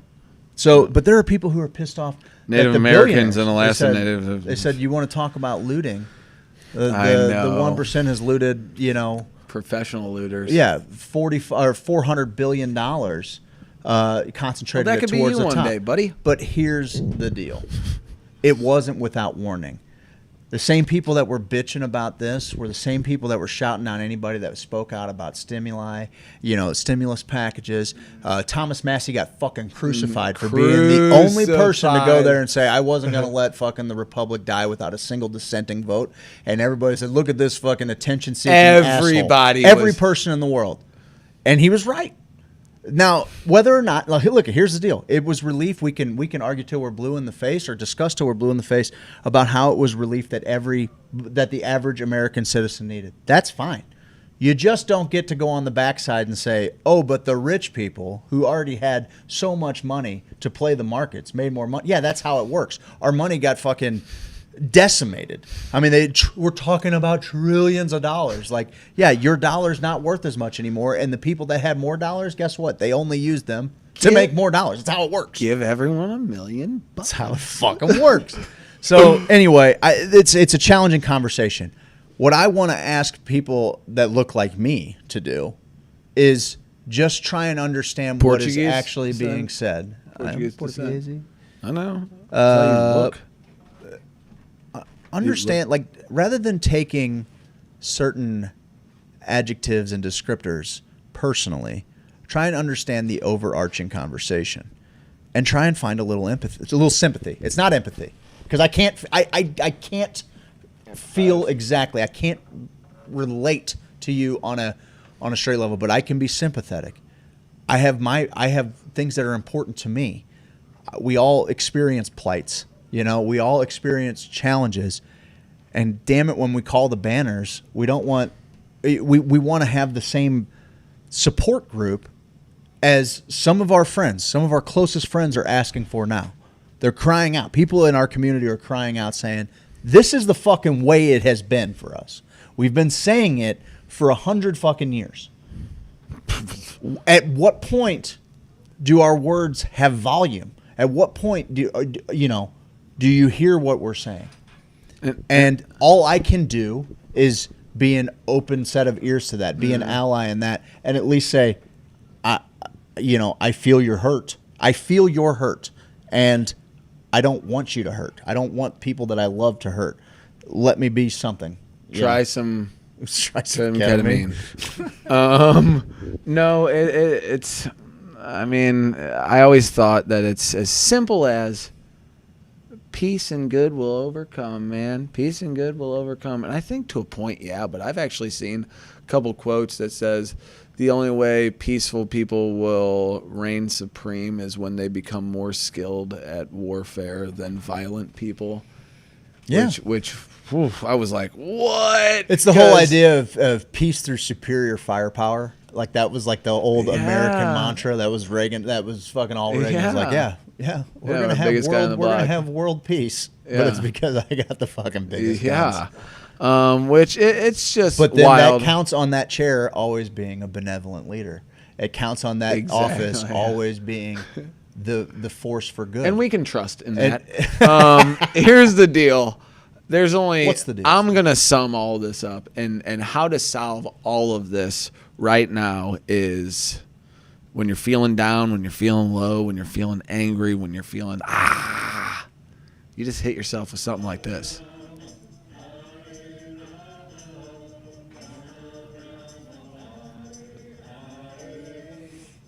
You're looking at life in 10 seconds right there, buddy. That's it for me. If we've put a 10-second fishing one with my family, and that is it for me, dude. Like, I don't need much else. Which part? All of this. This part's pretty good right here. That one's good. Those are my golf pants. Word from our sponsors? Probably not a bad idea, Mike. Which one would you like to go to? Well, whichever Just ones the you haven't next one. had. Do that one.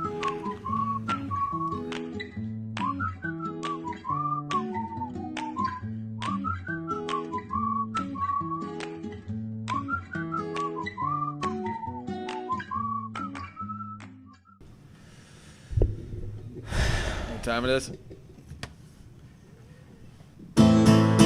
We like movies, so do we. We like internet, so do we. Streaming picks of the week. It's the streaming picks of the week. It's the streaming picks of the week. We like the internet too. We watching, Steve-O?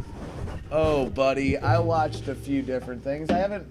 I got back on Alone. I've already talked about Alone, so if you're going to watch something, watch Alone on Hulu. Hulu is such garbage. But here's the deal. I'm also going to talk about a movie named Marilyn on Netflix. Netflixies. And Jenny and I were just looking for something to watch. It's called My Week with Marilyn. Okay. And Marilyn Monroe goes to shoot a movie in England. Okay. And just a 19, 20-year-old kid is their hard-working kid, and the movie's made from his diary entries, so, see what happened. Who knows how much of it is true, but he kind of has like this little affair with Marilyn Monroe. Okay. And it is looking at it as a true story, and then you kind of get to see the struggle that Marilyn was going through with all her kind of codependency issues and maybe substance abuse and whatever. Sure. I don't know too much about her other than, beautiful actress from the 50s, JFK. Got to get her out of here. Right. Orgy, whatever. That's about all I know her. But it was cool. I love those period pieces. It's in the late 50s, maybe early 60s. But Michelle Williams, the girl from Dawson's Creek, she plays Marilyn Monroe and does a pretty good job. But I saw a scene of Marilyn Monroe that is from the movie she's shooting because I wanted to look up the who is the really big, not Sidney Poitier. No, he's a real big English actor from way back then. God, I forget his name. He's a sir now. Well, he's the main actor, and he doesn't get along with Marilyn Monroe at all. Like, okay, he's not having it. And I can probably look that up real quick. But I see a scene of that movie with Marilyn Monroe on. I look it up on YouTube or whatever, and Marilyn Monroe is she's looking up at this guy. And she's like, oh, mister, given that, not really puppy dog eyes, not really sex eyes, but like, oh, what are you going to do to me? That type of stuff. And she nails it. Oh, yeah? And Michelle Williams has to do the same scene in this. And I wasn't buying it as much. Kenneth Branagh? Oh. No, Kenneth Branagh is the actor, but I'm talking about who he's playing in the movie. I'll look it up. But yeah, I watched it. I think it's a decent, it had me engaged the whole time. Sure. Little slow at parts, but kind of a neat little jaunt you can watch with the gal. And, okay. Check out. That's on Netflix. Netflix. Yep. And Alone was on Hulu? Yep. Yeah, Alone's on Hulu. That's so good. Season 4 lost me, though, the duos. Mikey, what are you watching, brother? So I finished Moving Art and the very last episode. Sir Laurence Olivier. Oh, okay. Okay. The last episode to Moving Art was Patterns of Nature. and it was probably one of the most emotional connections I've ever had to anything. Because I'm all into nature and shit. And you're on 6 grams of psilocybin right now too. It's microdose. Allegedly on CBD. Yes. Forget what is that? Space Force. Oh, you started Steve Space Carell? Force? I did. I'm trying to get into it, man. Any I'm good? just not feeling it. Yeah, I saw a preview. I'm gonna check it out. It seems like it's up my alley. I saw a preview I've and watched I was like, it 3 times. Like the first episode, I haven't finished it because I'm like, just can't stick with it. Get into it. Yeah. It's not what I thought. That's tough. Yeah, that is so tough. that's where I'm at. I'm gonna check out a couple movies. I'm gonna check out My Week with Marilyn for sure. Yeah, I mean, it's nothing special, but it's like all right. Marilyn Monroe. Yeah, it's kind of a neat, and Michelle Williams does well. Yeah. Do look up Marilyn Monroe in the trailer of the actual movie. There's the Prince and something stupid. Pauper? Yeah, I wanted to say that. The Prince and the Princess, or something so dumb. It's like the dumbest movie title of all time. But that's what. Watch that and see Marilyn, and then how Michelle Williams is kind of, plays off that. It's cool. It's cool. Yeah. So after listening to Joe Rogan talk to that dude from Alone, the guy was so fascinating. I'm like, I got to go home and check this out. So I did, and I just started with his seasons, which is the latest one on Hulu. It's season 6. And I thought it was 7. I thought so too, but it's 6. So, and from what I've seen so far, these people are just absolutely fascinating. Where are listening to him, they are in the Arctic Circle in Canada. So they're as far north as you can get. They're on it's a Lake Staven or something like that up in northern Canada. It's like the 4th largest. They're insane. Lake, the deepest lake in all of North America. Dang. And yeah, so like it's pretty impressive. Listening to him tell his story on Rogan was like, man, this is a guy you want on your team no matter what. He lived in Siberia with the Evenki people who were nomadic reindeer herders, and so I started Alone, but I haven't gotten far into it yet. The reindeer people were happy as shit, just nomadically following the reindeer, and the people in town had like a 10% suicide, alcoholism, crazy rate. Or something. I haven't. Oh, dude, 1 out of 10 people in these villages in Siberia die from either homicide, suicide, or accident. 10% of their population. And the guy said the reindeer herders. And the reindeer, they're like the happiest people in the world, the nomads. But like they all have like this, and it's interesting because like it's been traced to Native Americans and even Asian people. Like whenever the land bridge broke, like an allergy essentially to alcohol, or a what's it called? A chance of a higher chance of suffering from alcoholism. Yeah. Anyway, this group that's cut off from society, like the people that live in the village, the depression rates are crazy. They're all drunk around the clock.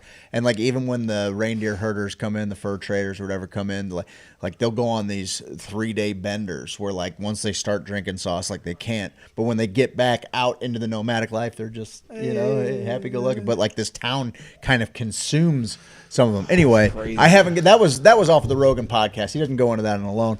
I've been watching Avatar. I've seen the movie. I never watched the cartoon, but I'm like something I want to watch with the boys because I like the idea of. I think the ethos that it's all built around, like earthbenders, firebenders, airbenders, waterbenders, like all of these different tribes that control these different magics. It's pretty neat. So I've been getting into that. I know it was popular forever ago. I never watched it when it came out, so that's kind of. How many grams are you on? They're now. Who drove that bus around in the '60s? They had that bus. What was his name? What's his name? Ken Kesey. Yes, he married our guy Craig Morton. Married him at the Oregon State Fair. Pardon? Ken Kesey. Kesey, yeah, I think it's Kesey. Yeah, married Craig Morton and his then wife at the Oregon State Fairgrounds. It's a pretty fucking cool marriage story, man. That is fucking cool. Yeah. Wow. Yeah. Fascinating. That guy is so cool. So I'm talking about Craig. Oh, also something else that was pretty neat that happened this week. Whenever you were coming to meet us out at the river, I was heading back into the store, had to grab a couple things. Got in my car, waved to you. We passed each other on the way going out. was the SpaceX launch with NASA. Yeah. Fucking, I mean, we're kind of running up against. We're running long, but it was fucking 220. Awesome, dude. It was like watching everything go to plan and them switching over the. They're switching over to manual controls for the pilot. This is all a demonstration flight. This is all a test flight. So these guys are test pilots flying a new spaceship, that hasn't been done since 1981. Like, it was fucking pretty cool. Now, there's people that are already saying it's all bullshit. What's this called? What do you got here? Is there a mouse on there? What am I looking at? Look right there. See up right in that area? Yes. You go. You're out in space, dude. That's being filmed. You think it's being filmed? It's being filmed. Steve's a non-believer. Right now. There's all kinds I'm of just saying there's a mouse on conspiracy there. theories once again surrounding this. However, how is there? Why can't they just let us have anything? Look, can't just let us have the anything? bottom line is, I'm trying to. We got to go to the stars, guys. We're never going to kiss this planet back to health. It's never going to happen. Shut your mouth. I'll get her back. I'll get her We back. got to find a way off land. of here because a super volcano or a fucking Come on, guys. something really. Yeah. Well, I think we're good on the sun. Yeah, for a while. But there's a very good chance that you a comet, just jinxed it. Knock on wood right now. No. It's 2020. No, you can't make me. The Knock sun, on wood. The sun is burning Knock out. on We're going wood. down. Chances are, a comet Chances can blow this up. are. I mean, we're way overdue for a major impact. You have no idea what you're talking Yellowstone about. could go at any point. The Any of these simulation's super gonna volcanoes start could before go that. at Don't any worry about it. moment. Simulation. They could baby. all go off at the same time. The same time. So hey, man. What are while you worried about? we're enjoying the last of our days, let's try not and be Let's sing a total song about fucking the dickheads. apocalypse. Okay, let's sing a song about the apocalypse. Oh, real quick, what was your show? Avatar, Oh, okay. The Last Airbender, Netflix? Netflix. I'll start watching that maybe. It's fun. The boys would dig it. Okay. So Okay. we'll see.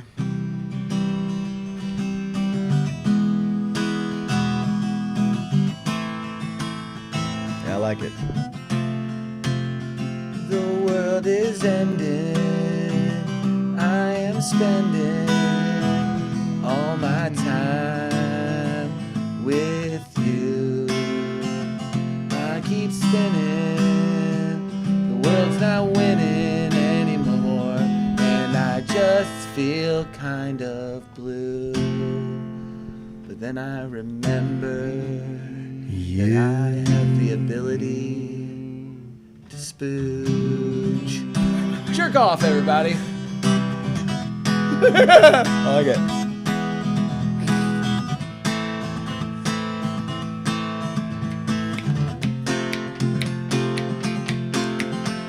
Well, our time is winding down. Might as well punch the clown and take that thing to task. Maybe finger in your ass. It's time to come now to the end of our days. And I ain't got a little story to tell ya. But man, when you walked in, I could smell ya. So just smoke some weed with me. Or DMT. Who's got ketamine for my friend? Accidentally took a boga and shit my pants. Oh man, I thought I smelled something. It was just the end of the world. It's the end of the world. But we don't really care. It's the end of the world. I think I got some in my hair. Come in his hair. It's the end of the world. Good night, everybody. Good night, y'all. Love you, Hoosiers. People that stick around to the end get a real treat at the end of the show. I love it. I love it. Mike did